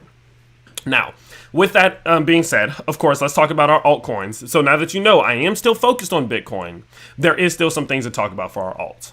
So what we can see from Ethereum is a beautiful setup right now. Okay, I mean an absolutely beautiful setup that we actually did kind of call in a bit of a way. Okay, So in the last live stream, we saw we saw the loss here. And what I told you guys is, hey, although we did see the loss here, be on the lookout for something interesting to happen either at this key level of support or at this equal low down here. This was the last live stream again. And what I said was, okay, realistically, if we're in a position in which we can see the price of Ethereum find some support down around this level and bounce back up towards this trend line, we have what could be considered the symmetrical triangle forming on the Ethereum charts, and that is exactly what happened. We can see here that if we do go ahead and make this 4x and maybe even just kind of bring it a little bit lower, just a little bit lower, we can see that we do have structure, and structure is always important for establishing trades and figuring out when we're going to trade again. So what we said in the last live stream was that this was our structure. And I told you guys that if structure breaks, what happens? We go to the next level of support. So if we were to lose this structure down here, expect the price of Ethereum to revisit the lows. And that is exactly what happened. So if you did take on that short position, you picked up 9% in gains. So big congratulations to you. So now that we have a new, more macro version of structure, let's talk about what this structure means and how we can go about using this structure to find some gains and growth. So looking at Ethereum, we are at a very clear point of figuring this shit out. That's what I like to call it. This is the figure this shit out moment in which we have a key point of rejection after just clearing a key point of resistance. And what you can see is that we have this little pocket in between the 20-day SMA and the key level of resistance of our realistically considered, a bit of a descending triangle here. Now, what this means is that one of these is going to break first, obviously, and that's going to be the direction this thing goes in the short term. So what I'm looking at for Ethereum right now is that if we are capable of breaking this key level of resistance to the top side here, currently I would give it about $2,016. That means that we broke the 20 SMA, held it as support, and continued to the top side. That puts us in a position to likely revisit about, 21,000 or 2,100 to 2,600, 2,100 and 800. This little pocket right here. This is going to be our break up target if that's possible, right? If we can make that move, that's my break up target. That's where I think this thing is going to go. Okay. Now that's also going to be the first goal. What I'm going to say is that we have a two-step accumulationary confirmation process here, which looks like us first and foremost breaking this key level of resistance, then breaking our secondary level of where I would expect there to be the next level of rejection. If we're capable of breaking this point and this point, that also puts us in a position in which we can likely come back to revisit what I would say somewhere around $2,600 to finally give another shot at breaking this 20 SMA. You guys can see that every single time we get overextended into the bottom side of our Bollinger Band envelope, we resort and revisit back to that 20 SMA. It happens quite often, right? You can see here what happened. Back to the 20 SMA, back to the 20 SMA, back to the 20 SMA. So I have no reason to believe that right now, at some point we will revisit this 20 SMA again. We very likely will. The way in which we get there for Ethereum is clearing this $2,200 level or $2,187 level. And that is the point I would be confident enough to accumulate, expecting a push of what could very possibly be somewhere of, 14 to even up to 20%. So that's my goal to the top side, right? The two current things that I'm looking for are we break this key level of resistance and rejection, and we're able to break $2,200 to clear that key level of resistance. Now, if we are able to do that, of course, that will also confirm some type of even further bullish development, which then may send us into a macro bullish sense, as we can see here, seeing the last time we started to get these pink candles getting printed, we went into a strong push towards the upside, which saw Ethereum go from bottom to top over 50%. So I think that confirmation of clearing 2,200 would be absolutely amazing for saying that we are in some type of macro growth back up towards the upside here, okay? So be on the lookout for that for Ethereum. Now, you guys know, in terms of downside, how am I preparing my next short trade? Well, personally speaking, what I'm looking for from Ethereum is that if we come back down and we lose the bottom side of this descending triangle here, we're going to start to interact with these breakdown targets that we previously mentioned in which we found off of these lows back here. What we know is that every time we came up and boom, we bounced. We bounced off of these levels. We established these as breakdown targets if we ever started to revisit them again. What you can see, the moment we lost this key level of support back up here, in which we saw this previous level here, we knew that these were the next support levels. These were the next points in which we could expect support, and that's exactly where we came down to. So what it tells us is that if the price does start to fall below $1,700, losing the bottom side of this descending triangle, we can expect $1,500 to be in play, in which I will then start shorting Ethereum on about 2 to 3x leverage for about a 10% gain, which would then equate on leverage to about 20 to 30% in gains, as it does do in what my opinion would be revisit the next level of support. So it's a very easy setup.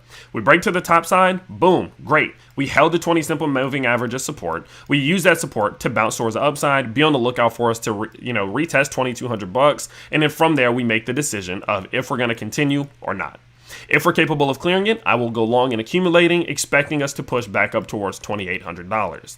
If in an event we do start to see the price falling back down to the bottom side and losing $1,700, I will start to short Ethereum on about 2 to 3x leverage, expecting a push of somewhere roughly 10 to 20%, or 10% on leverage, somewhere between 20 and 30% on that short gain, as we do see it start to retest towards the downside.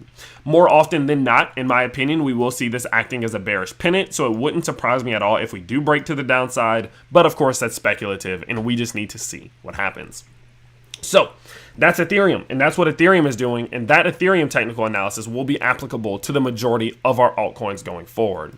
Looking at Ethereum Bitcoin in itself, we have started to really test the next breakdown target. I told you guys in the very last live stream, I don't want to say that we've been calling this thing quite well, but we've been doing a damn good job, that's for sure.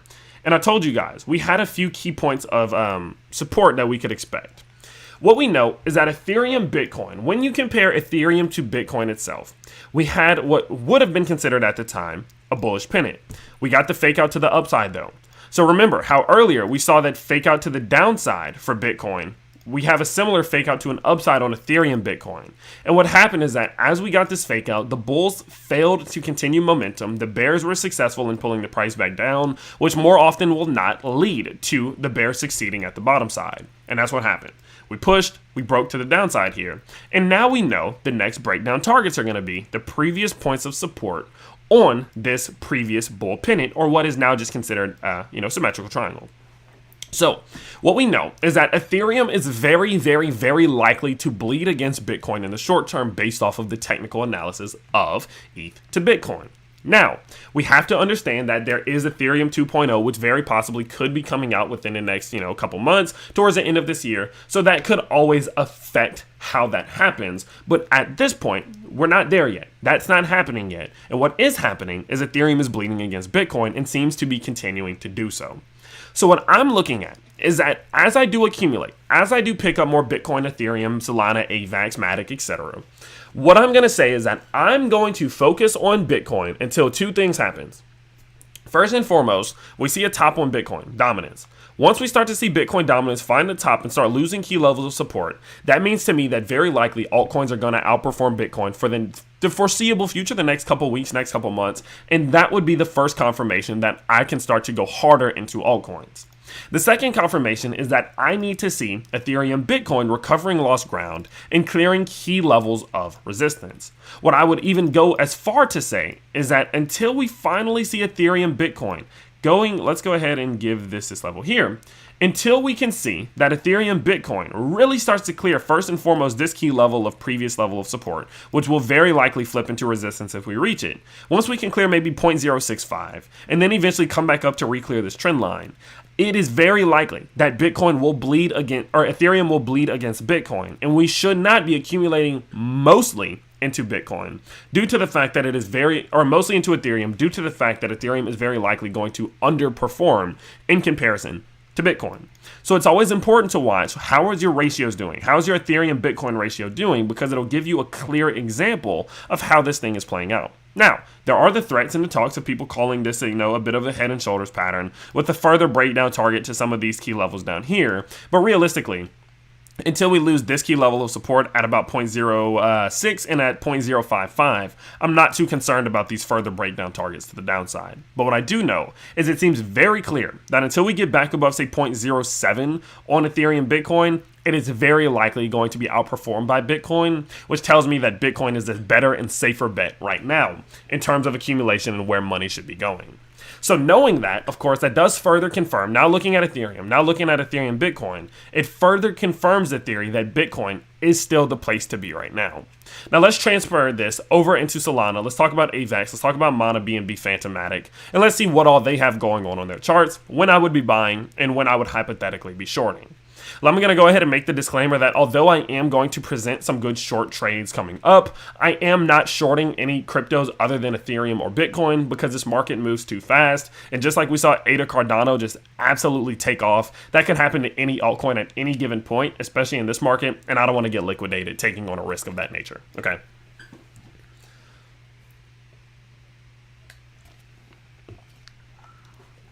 So let's talk about what is going on with Solana.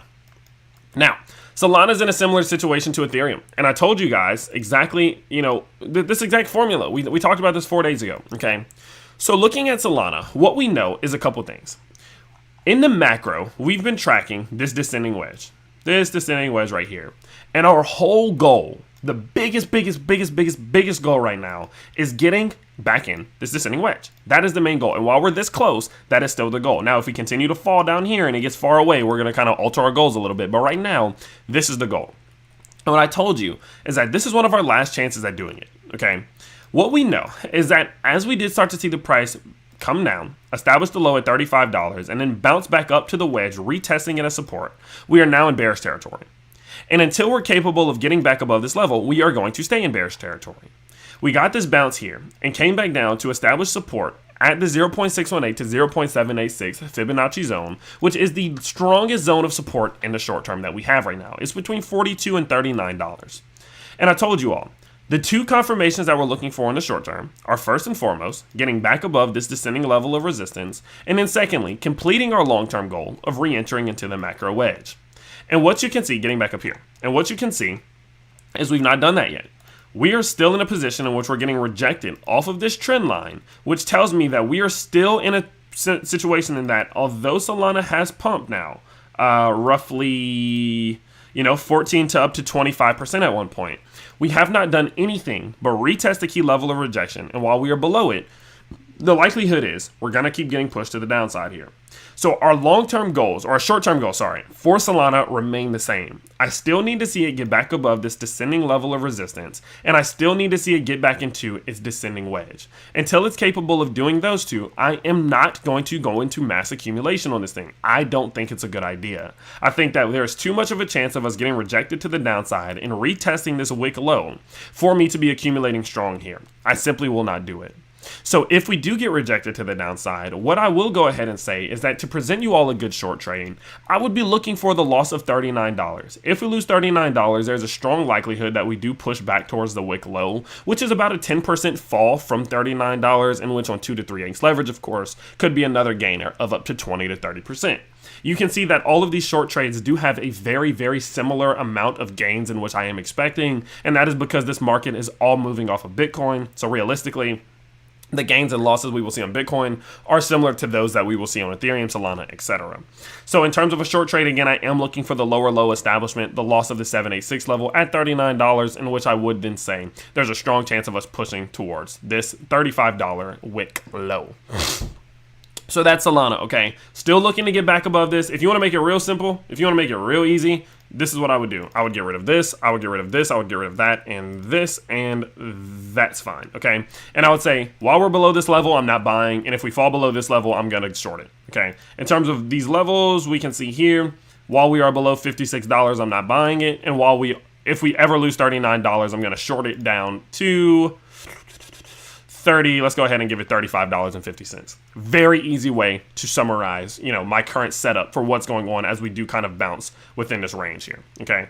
So, looking at, let's go into AVAX, see what this thing has going on. I do believe it is a very similar setup that it is, in which we are in some structure here. Okay, as you can see, we very clearly have this structure, this key level of resistance forming, and it kind of just serves the same until we're capable of making a breakout for AVAX and breaking back above $36 to clear this key and very obvious rejectional high. I don't necessarily see it as a good idea to be buying. I think that there's a strong chance we do retest $36 if we break through this wedge, which could very possibly be, a push of 26 to 25% for those of you who want to go long. But personally speaking, in terms of long-term growth, I don't see us getting, any type of big 50, 60, 70, 80% push until we're at minimum able to clear $36 and hold above it. Okay.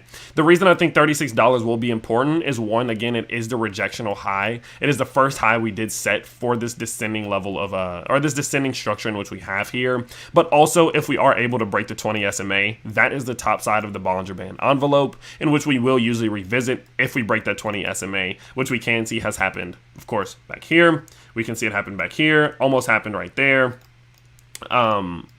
Oops, didn't mean to do that. We can see it happen right here. I mean, it happens pretty much all the time. Okay, so for that reason, I do expect a little bit of a push if we are able to break this descending level of resistance. So that could be a good short-term buying opportunity, but I'm not going long for my long-term position accumulation until we are at least able to break $36. If we are able to then, say if we're not capable, say if we don't break $36, which is our current breakup target, but we do start to get rejected to the downside here, what I would go ahead and say is that at any given point, if we do break to the bottom side of this descending wedge, we can, in my opinion, expect the price to start to revisit the next level of support, which we would then say would be currently sitting at about $18, and then the final level being at $14. These are our two breakdown targets, and what I would say is that if you wanted a shorting opportunity, if we lose $18.46, do expect this push towards $14 based off of our previous levels of resistance and confluence, and for that reason, that could be a pretty good trade here. That could be some type of gainer of, 20% without leverage at all. On 2-3x leverage, you could be up to 40 to 60% in gains. So, of course, that is one to pay attention to in terms of if you are looking for shorting and buying opportunities. Buying, 36.28 is the level I'm looking to get above. Shorting, I'm looking to short below $18.46. Someone says, how do you short crypto? I short on KuCoin. Looking at a BNB. BNB is in a freaking awesome situation here. I'm actually liking what I'm seeing. So what we can see from BNB is that we did just previously lose a key level of support, right? In which we had a support establishment here, resistance establishment here, resistance here. This level of confluence at about $322 has proved to be important. Now, as we did start to come back down below that level, well, what happened? I told you guys. As we start to see this breakdown here, right? It was a very simple formula, right? We could see that as we started to push, we needed to expect this type of retest and rejection at around $322. We needed to see, can we recapture it and come back up to break the top side here? Or are we going to bounce off of it, fail, and then continue back down towards our wick low around $200, right? That was kind of the big question, and we're still trying to figure that out. Now, off of this fall, it does seem as if we are seemingly putting in some type of cup and handle pattern if we do continue back up towards, $340, but it is going to take the clearing of 340 for this cup and handle pattern to be confirmed, which would give us a break up target of roughly $429. So what I'm going to go ahead and say for BNB right now is that at this exact moment, we are in a macro structure that we still need to break out of, and we've not broken out of it yet, which is going to be still this, however you want to lay it out, but I like to lay it out like this, which is going to be this descending wedge. And considering the fact that we just lost a macro level of support, which is right here, it makes it more and more likely for us to continue to the downside. So what I want to see is this clearing 320 and holding it, which is what we're trying to do right now, and then breaking back above this descending level of resistance. Until we're capable of breaking this descending level of resistance on BNB, I am not confident that we're even going to retest 450, that we're going to retest 500, that we're going to retest 700. I have no thoughts at all that we're going to make any of these moves until at minimum we break this descending level of resistance. So that's the next game plan for me. Personally speaking, if we do see that happen, I'm going to do some accumulating. I think that it would be a good time to be buying if we finally make a move that we've not been able to do since November of last year. That could be a sign that this, kind of the tides are starting to change, and we could be in a position to see some growth coming off of this huge correction to the downside in which we went into overextended territory bearishly. But until we see this push back up here, I'm simply just not confident enough, and I wouldn't be willing to buy it. Okay, looking at the weekly charts, we can also see here that our 20 SMA is at that same, or almost that same exact area. So what this says, considering we've been rejected off of it multiple times in the last couple of weeks, in the last couple of months here, that have led to capitulations, what I would say is that even if we do continue to push back up towards 380, until we clear this level, this 20 SMA and this descending level of resistance, at any given point we could get pushed back towards the low 200s. And so for that reason, I am not going to be accumulating until we make that break above these levels here. Okay, in terms of a short trade, when could I be shorting this thing? Or realistically, I would go ahead and be looking for the loss of this level here, right? We failed to lose it this time. Boom, we came up, we saw the bounce, we bounced off of it, we came back down, held it again, came back to the top side. If we do lose this level at this point, that definitely shows that times are changing back for the bad, and that we could be expecting a push towards 260 to even 250, which from this point at 287 does look like 6 to 10% in falls, which again could be anywhere between 20 and 30% in gains on 3x leverage. So for that reason, there is the potential for some growth there in terms of taking on a short trade if we do lose this key level of support at about $287. Okay. Moving on to Matic. Matic is in a similar position as that of even AVAX and Solana, etc. And what I'm looking for from Matic, since you guys do get the general idea at this point, is that we are now going to kind of correct this a little bit and say that we are still within the descending wedge. And what I want to see is a two-step confirmation, is that we first and foremost are capable of breaking this descending level of resistance, then using that to get back above 75 cents. If we are then able to break above 75 cents, I think we are in a position to come retest back above about 90, which, that could be a beautiful trade itself, right? I mean, that could be up to 20% in gains. And I do think that very likely would happen. We'd have a pit stop at 81 cents at this previous level of support, but I think we would finally start getting some momentum to make these moves to the upside here, first and foremost starting at 75 cents. So what I'm looking for is that right now we break this descending wedge. We are running into resistance at about 67 cents, which is where this previous level of rejection was. So if we're capable of breaking this, do expect to move to 75 cents. We hold and break 75. I think the next push towards 89 to even the high 90s is very likely. So that's what I'm looking for from Matic. If we do come to the downside here, it depends on when it is, realistically, in terms of when a short trade would present itself to me. But what I would go ahead and say is that if we start to fall here and lose this previous low right around 57 cents, do expect us to at least retest the bottom side of the descending wedge. So for that reason, if say if it's on June 7th, you could expect to see a little 5% fall to the downside, which could still be some decent short trade gains there. But of course, it does depend on if it happens back here, then of course the fall would be greater. But if it happens tomorrow, realistically, that fall could only be 2% before possibly seeing another bounce. Okay, so a short trade, I would be looking for the loss of this previous low, then using the loss of that low to reach the bottom side of the wedge. I would be taking advantage of this little triangle here as my next short trade for Matic. This little short, that's my short trade threshold right there. Okay. And then lastly, let's do some Are Cardano technical analysis. Let's see what this thing is going on in terms of technicalities. What we can see is, of course, the breakout, right? Now, Are Cardano has now clearly established a key point of resistance, which is always important. And it kind of, honestly, what's weird is that ADA is still in a position in which it's doing well, but it's still within it's still confined below key levels of rejection. What I mean by that is just similar to what we saw with, what was it? Let me bring ADA up a little bit. Hold on one sec. I believe it was Solana. But similar to what we saw with Solana, right? You guys saw the capitulation, the bounce, and now we're still looking to get back above this high, or even Ethereum, right? The capitulation and the bounce, we're still looking to get back above these highs here. We're still in a situation like that with ADA. We've not gotten past these highs. So although Are Cardano has broken the key level of resistance, and we are coming back up to retest the range highs, it confirms that we still have this confirmation number 2 to do. This also says that something like Ethereum, very likely, if we break confirmation number 1, could come up to break number 2, as ADA does kind of lead the dance here. So for ADA, what I'm looking for, if I'm going to be buying from a technical perspective, not because of the hard fork, not because of anything going on in the macros or fundamentally or environmentally for ADA, just off of technicals, what I would say is that I would be looking for the clearing of about 70 cents. If we clear 70 cents and break past this previous rejectional high, there's a strong chance that we then do see a 7 or a 10% push back up towards 75 cents to retest the bottom side of this little range that we saw back here. That is an almost guaranteed move in my opinion. I would be shocked if that doesn't happen.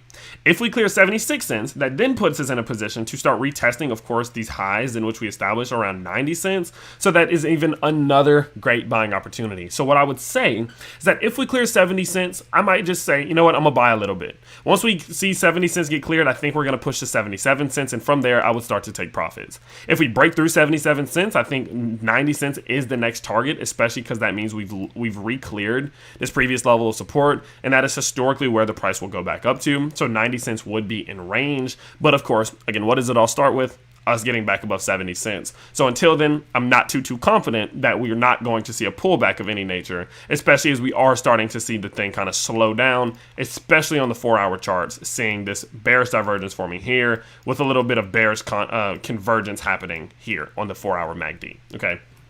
So very easy for ADA. Okay, looking for 70 cents to get cleared. That is the level that will be of most importance for us to see growth, especially as ADA has seen so many 4-hour candles just closing in the green here. It's very likely to retest the bottom side. Look at this overextension here. You know, I think it could go as low as 52 cents.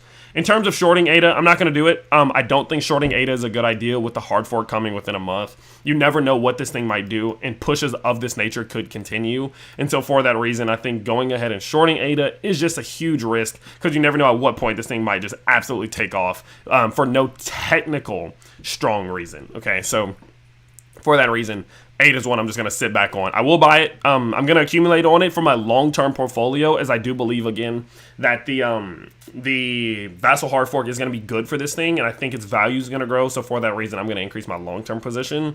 But in terms of technical buying on the short term, I'm still waiting, again, for this level of 70 cents to be cleared, and then 76 cents to be cleared again. Okay. So that's kind of like what I'm looking for ADA, and when exactly I would be buying it. Until those things happen, for technical reasons, again, I wouldn't necessarily be going too deep or looking too deep into buying any ADA Cardano.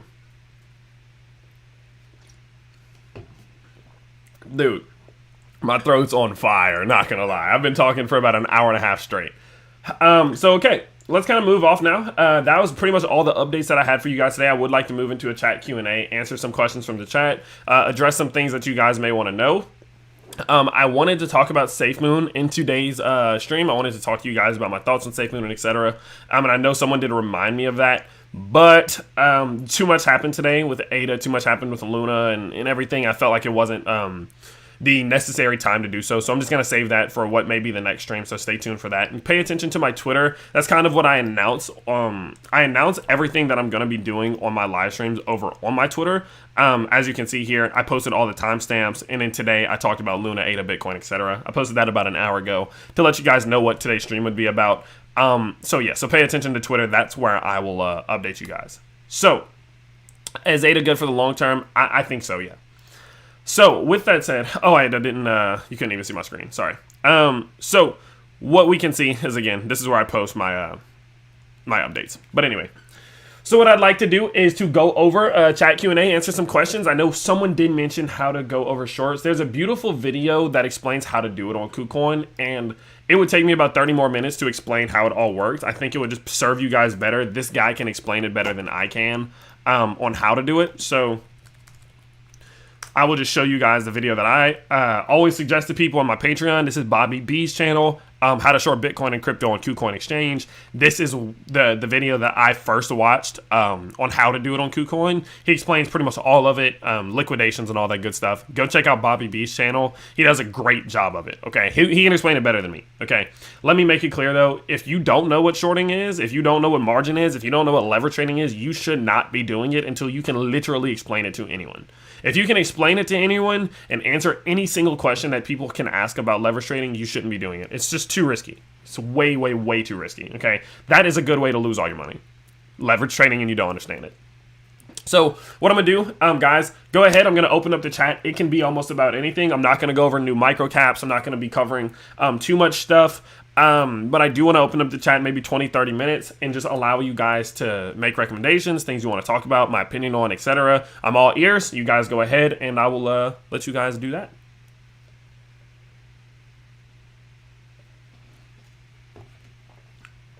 So the talk is different says, nice. Definitely need to learn how to short, play both sides. Yeah, agreed. I think that if we're in a position in which this is a dead cat bounce, right, in which we're kind of seeing the market doing well, but if this is something in which we're going to see, a pullback to the downside, I'm going to be going short crazy. And so for that reason, I am very, very, very prepared for that, right? Again, I showed you guys on the stream earlier today, short trading has kind of been my thing recently, right? I fell asleep the other day. I missed my breakdown target, which was good, but I basically entered in right here as we lost it. My breakdown target was just a little like 1.2, 1.3% gain. I fell asleep. We corrected completely down towards 29.1K. Picked up a 3% fall in Bitcoin there. I was on 3x leverage, so I got like a 9.33% gain. It was literally in like 5 hours, okay? There's too much opportunity in short trading, and there's no reason to neglect it at all, okay? Once you understand it, of course. So yeah, so definitely gonna go short crazy if we see this thing play out as a dead cat bounce. When will Solana go back down before it goes up to the new all-time high? Marcos, of course, I really don't know. My whole game plan, again, I don't try to predict it. I just kind of let it go and just kind of see what happens. If I had to guess, I can guess. I really don't know. When will Solana go back down before it goes back to all-time high? My guess is that if it's going to go back down, it's never going to reach this descending wedge again. And so for that reason, I would assume that it would start to roll over in this nature probably within the month of June. I would expect us to start to see these lower 20 levels. I would start to see some of these lower levels down here. I would expect that we probably wouldn't come back to retest the top side here. So for that reason, I would expect within the month of June, we would very likely see that capitulation to the downside. A strong capitulation to the downside. It's all speculative though. How much do you usually invest when shorting per trade? It really depends on how confident I am. So for that trade that I showed you guys earlier, this one, I think I went in with about I think it was a $2,000 trade. I had a very, very, very tight stop loss set though. I'm not the type to play around too much with that. But we were getting rejected off a macro high, and I was like, if we set the new lower low, we're gonna crash. And so for that reason, I'm trying to think. Yeah, this one was because I picked up right around $190 off this trade, about 5 hours. I went in on about $2,000, 3x leverage, and 9% gain, about 100. I think it was about 190. I think that math adds up.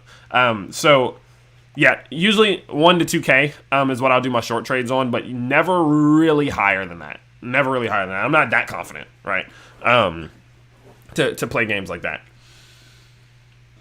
And my goal is always in between 2 to 7% gains. If I can pick up 2 to 7% gains like once or twice a week, I'm happy. I'm a happy guy.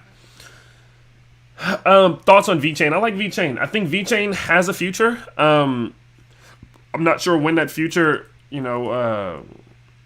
will come to fruition, of course, but I think VeChain has kind of been kicked to the bottom of the barrel. But overall, after seeing the growth that we saw in the last year, some decent bounces, it does still seem as if it's healthily moving back towards the downside. It wouldn't shock me to see VeChain try to find a bottom out towards some of these, this range between two, I don't want to say less than a cent, but it looks healthy to me for VeChain to go into something of this nature, in which we kind of try to reestablish some type of bottom at some of these lower levels, in which had acted as resistance and support on both sides. I think this works quite well, is revisiting its previous all-time high level range right here around 2 cents. And so for that reason, I think VeChain is still moving healthily. It just kind of needs to see that bounce sooner than later. Okay, but VeChain is the one I think that once it finds a bottom, it'll also take advantage of some strong growth once the rest of the market does start to see growth to the upside. Okay, so VeChain is one I still have confidence in. I'm just not buying or accumulating right now. I don't really see that as the best idea ever. How much do you have in your long-term portfolio, if I can ask? I don't really share exact numbers like that. I'm just kind of not comfortable with it. I will say it is 6 figures.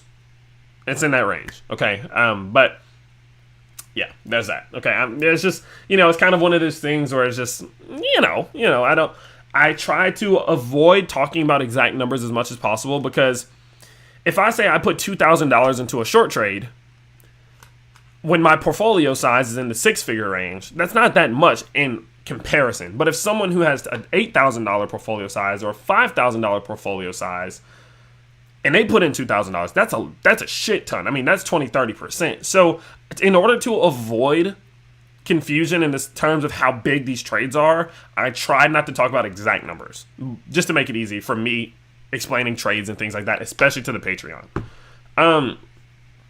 Let's see. What is the lowest fee platform to trade on? In terms of just buying in general, or in general, I think KuCoin. That's the one I use. You guys can let me know if there's one better than KuCoin in terms of trading fees, but I feel like it's KuCoin. Thoughts on ICP? Is that internet computer? Like an idiot, I got in at $200. It's down to $8. Yeah. I don't know anything about internet computer, to be honest. That was one I think is that the one that just it took off for no reason, right? Like it was kind of like, is that the one that just it was crazy? Like the run it had was ridiculous. Yeah, that was the one that was up at like $300, like billions of dollars in volume every single day. I think at the peak it had like multiple billion. Now $1.6 billion in market cap. I mean, in total volume, and I was like, I don't know what this thing is or why it's climbing like that, but I'm not comfortable with it. This was early in the big altcoin thing. I don't know enough about it to honestly give you a good, reliable opinion, but this looks... It don't look like it's coming back to me, but I don't know. Obviously, I know nothing about this thing. Okay, I genuinely just don't know anything about it. Okay, it was just so bubbly. It looks so much like a bubble that I was not going to buy it, no matter what anyone did or told me. Thoughts on TRX? TRX is another one I feel like a lot of people forgot about, to be honest. Like, that's just kind of what it felt like to me. I feel like TRX is still one that has potential, but it seems like a lot of people forgot about it, and I don't know why. Because TRX has proven itself throughout these bear markets, right? You can see with TRX, right? TRX has still failed to set the lower low. It's still set the higher low, right? If you look at TRX in the form of, in this sense, it's still doing quite well. And I feel almost as if I extend this out, right? I mean, we have multiple points of impact here, right? So for that reason, TRX still seems good to me. TRX is still one I'm waiting to buy and I want to buy, but I knew I would not buy it within this structure here. I just don't see the point of it. Now, if it comes back down here, sure, I may buy it. I honestly may accumulate because this point has been so proven as a key point of confluence in terms of, rejection, support. So for that reason, sure, if we come back towards, what could possibly be about 5 cents, yeah, I might do some accumulating, but TRX it's one that's slept on, and it's holding up pretty damn good, honestly. So maybe I need to do more research into this thing, but I feel like it's holding up well, and I feel like it's doing well, especially in this market. So I appreciate your honesty. Yeah, of course. Anyway, anytime.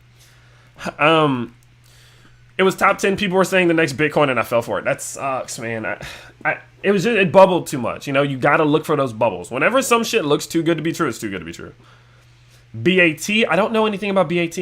I appreciate your honesty. Of course, anytime. You're a good guy. I appreciate your videos. Of course, anytime. Anytime, guys. Anytime.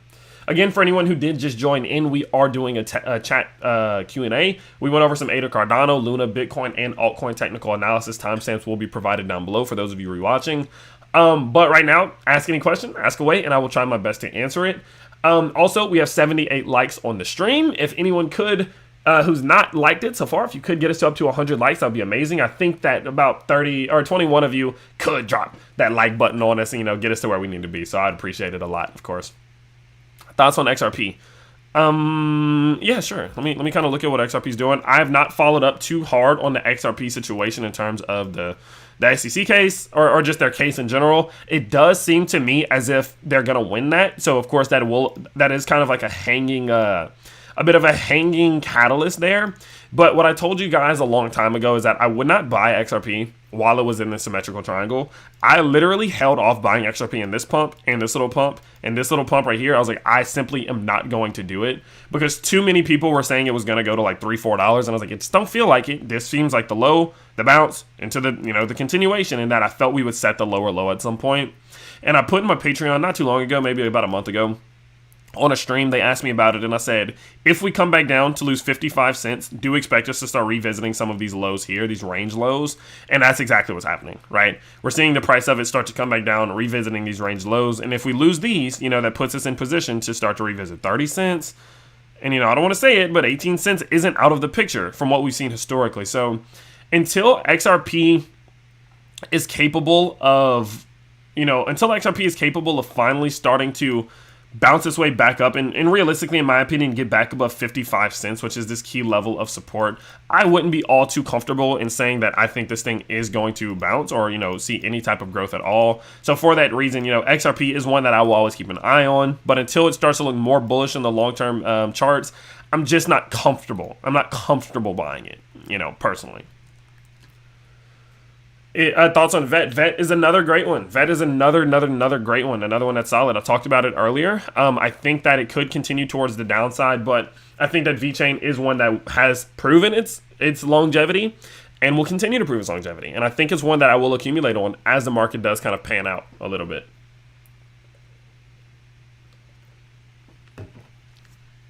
But I am also under the mindset that we will enter into another bullish phase one day.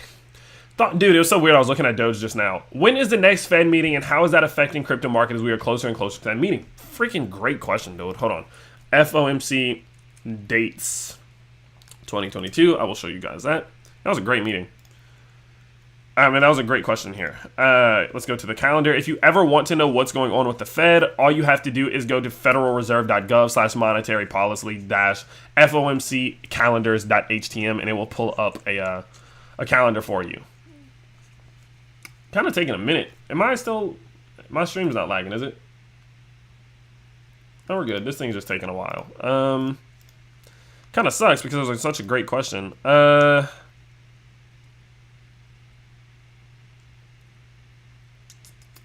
This is not loading. I can probably just read it off my phone. Okay, there we go. Okay. Calendar. Here we go. Beautiful. Okay, so let's go to June. Next. Okay.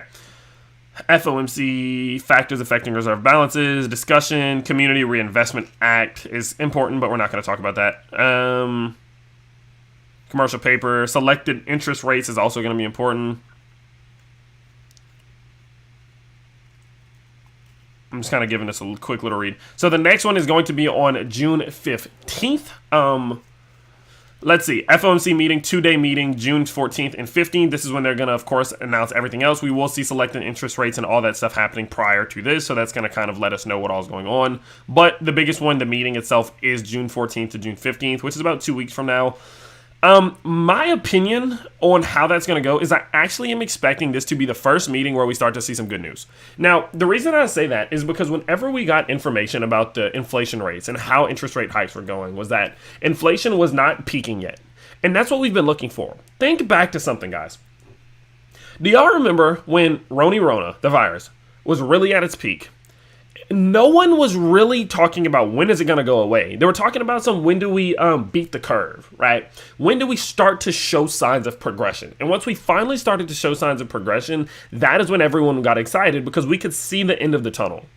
And in my opinion, considering the fact that when we think about inflation kind of similarly to Rona in terms of there's data and growing numbers that is impacting the market, if we see a similar result, a similar outcome in which we finally start to see interest rate, or inflation itself start to peak, even if interest rate hikes are staying at the same 0.5, whatever, that's fine. But if we start to see the inflation itself start to peak and curve and maybe start to point downwards to show that the current quantitative tightening is finally starting to show beneficial effects on impacts on the economy, I think that is going to be something that could possibly be a catalyst in itself to finally see this market starting to grow. So personally, I feel if there's a small chance that right now this market is moving in anticipation that we could finally be about 2 weeks away from the very first releasing of data that says that we are in a position that the economy can finally start to beat inflation.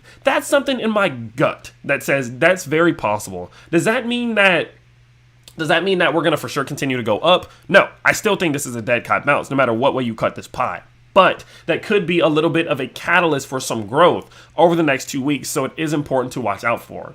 Now, what will really cause this shit to be a dead cat bounce is if they come out and say, we're flat, we plateaued, but we are not seeing any progress. We've not peaked. We are still seeing inflation either climbing or staying flat. So for that reason, we may have to even further ramp up this quantitative tightening. We may even become more hawkish. You bet your ass this is going to become a dead cat bounce. I would be willing to bet my money and put my money where my mouth is by taking on short trades that this thing comes down to, you know, the low 20s. I would be shocked if that doesn't happen, okay? So, of course, the FOMC meetings over the next 2-3 months will continuously be more and more important. So it is important that we do pay attention to how they do play out, especially as people do expect things to play out. But beneficial results and good results from this FOMC meeting mixed in with the ADA Cardano hard fork could be enough catalyst for us to start to see some growth within the market and at least a little bit of short-term recovery here. So I will, of course, continue to update you guys as that does play out. So let's do this. Let's see. What's your guess for the SOL price in 12 months, please? If the market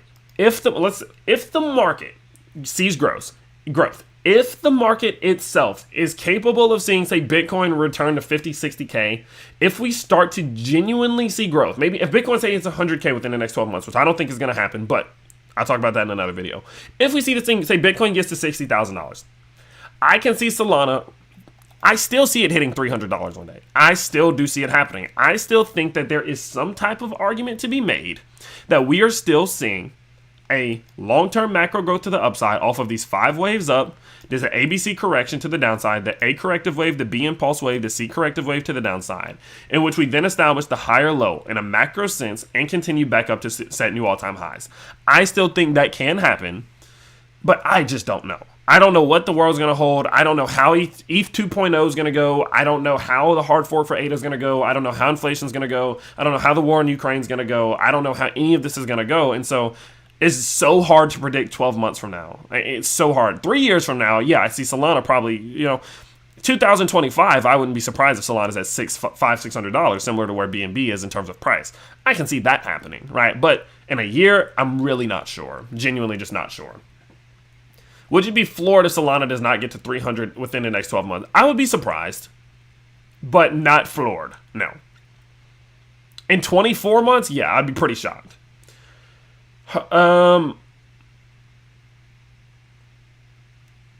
Okay, we are 14 likes away from 100. If we can get that, that'd be absolutely amazing. It has a lot. I think that the date will meet at the same time as Bitcoin comes to 34K. From that meeting, we'll find out if we break that downtrend or go to 22K. That is very possible. I think from the whales that are waiting for SOL to go below $30 may be disappointed. Possibly, maybe. They're at the end of the day, they're the ones who move this market anyway.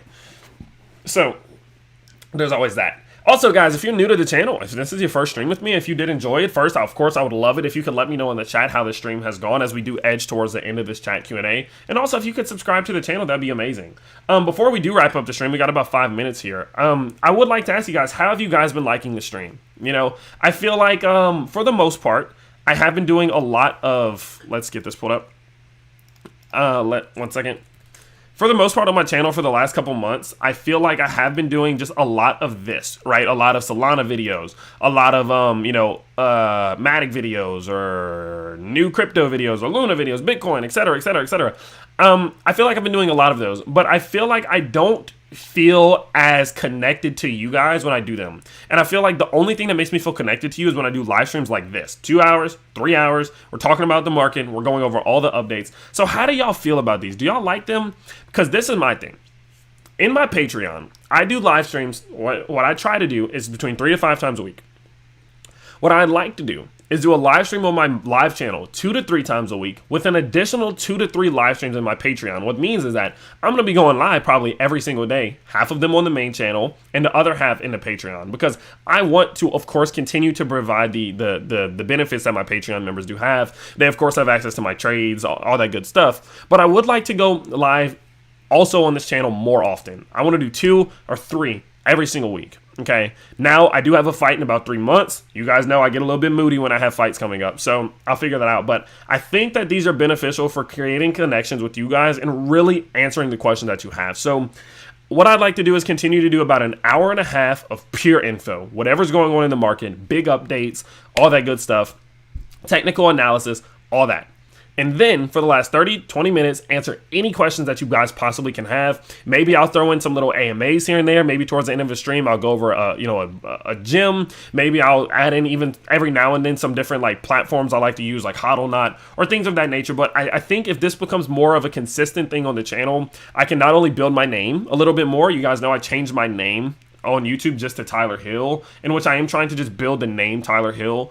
And I feel like I can connect to you guys a little bit more. So let me know what you think. And if that's a good idea. If not, it's fine. I can just continue to do these type of videos, no problem. I will continue to do these.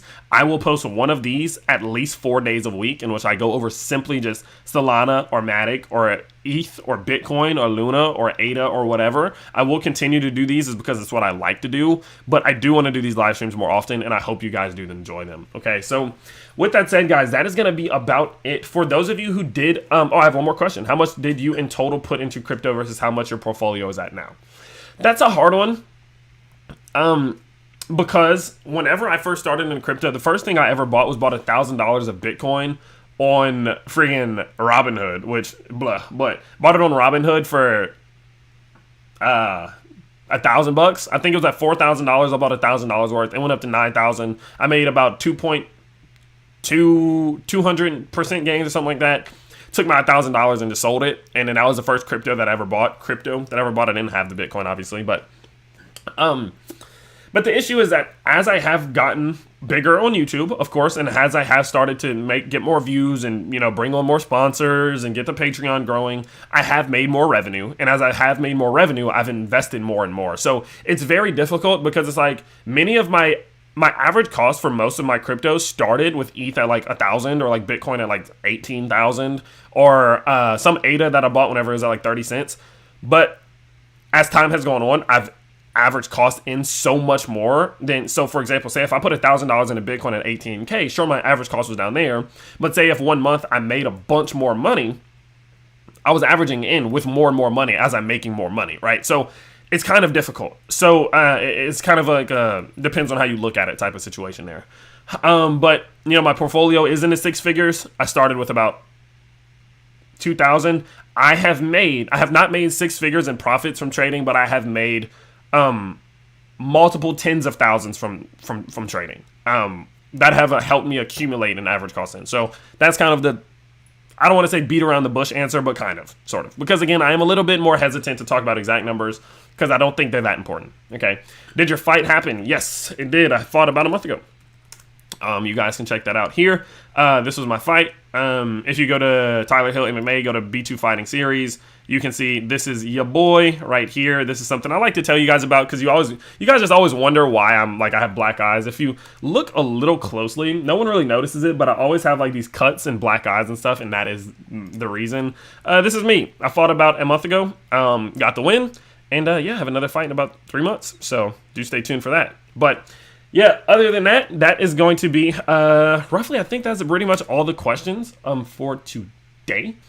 The time span, I started investing in 2020. Started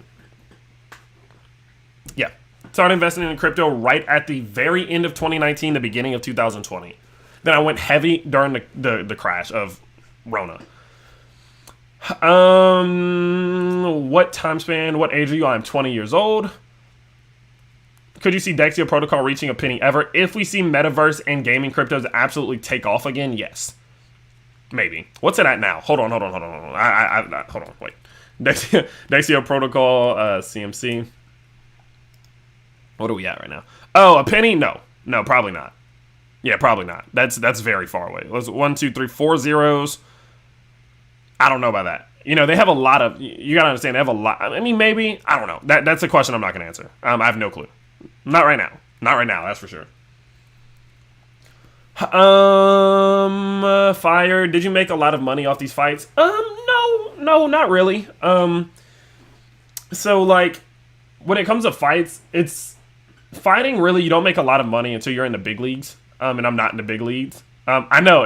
Honestly, ref, no, I'm not mad about it. I don't really have anything to do for the next couple hours, so kind of okay with just sitting here talking. And I like to hear myself talk. Not gonna lie. You guys have noticed that.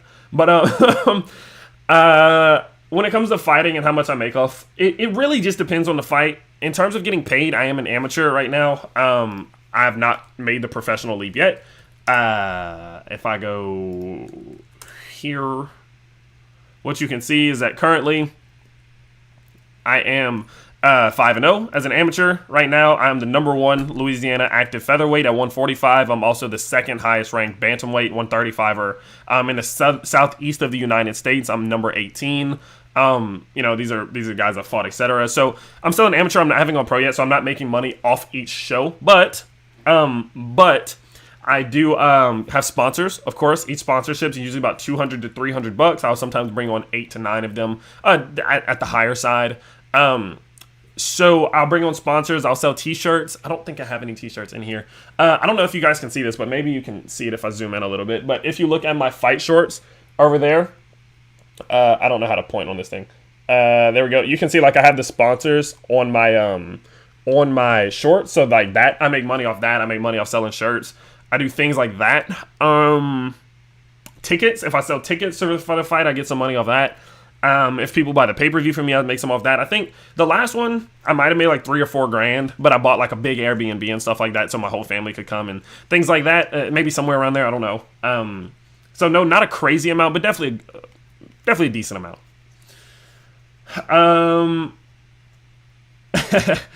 Chimaev versus Usman. What do you think? Usman. For sure. Usman is I don't think anyone's going to beat Kamaru Usman, to be honest. He could beat him. I don't think he's going to beat him. Before the Burns fight, maybe. Now, no.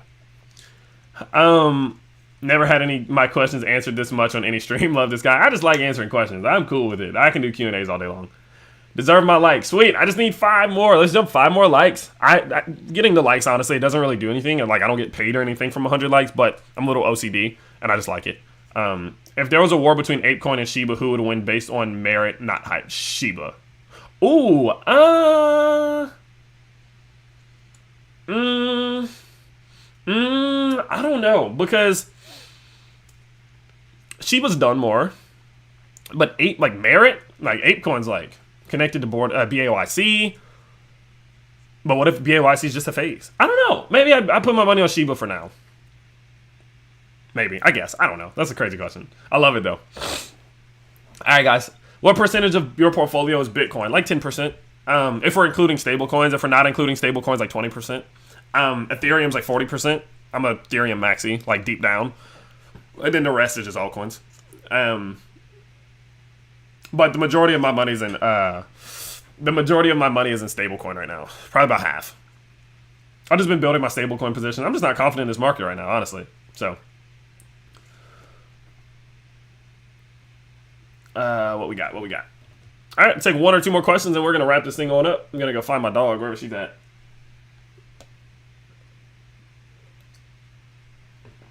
Okay, I think that is about it. Okay, cool. So, guys, again, I think I'm going to go live. Never mind. What is your weak side in MMA?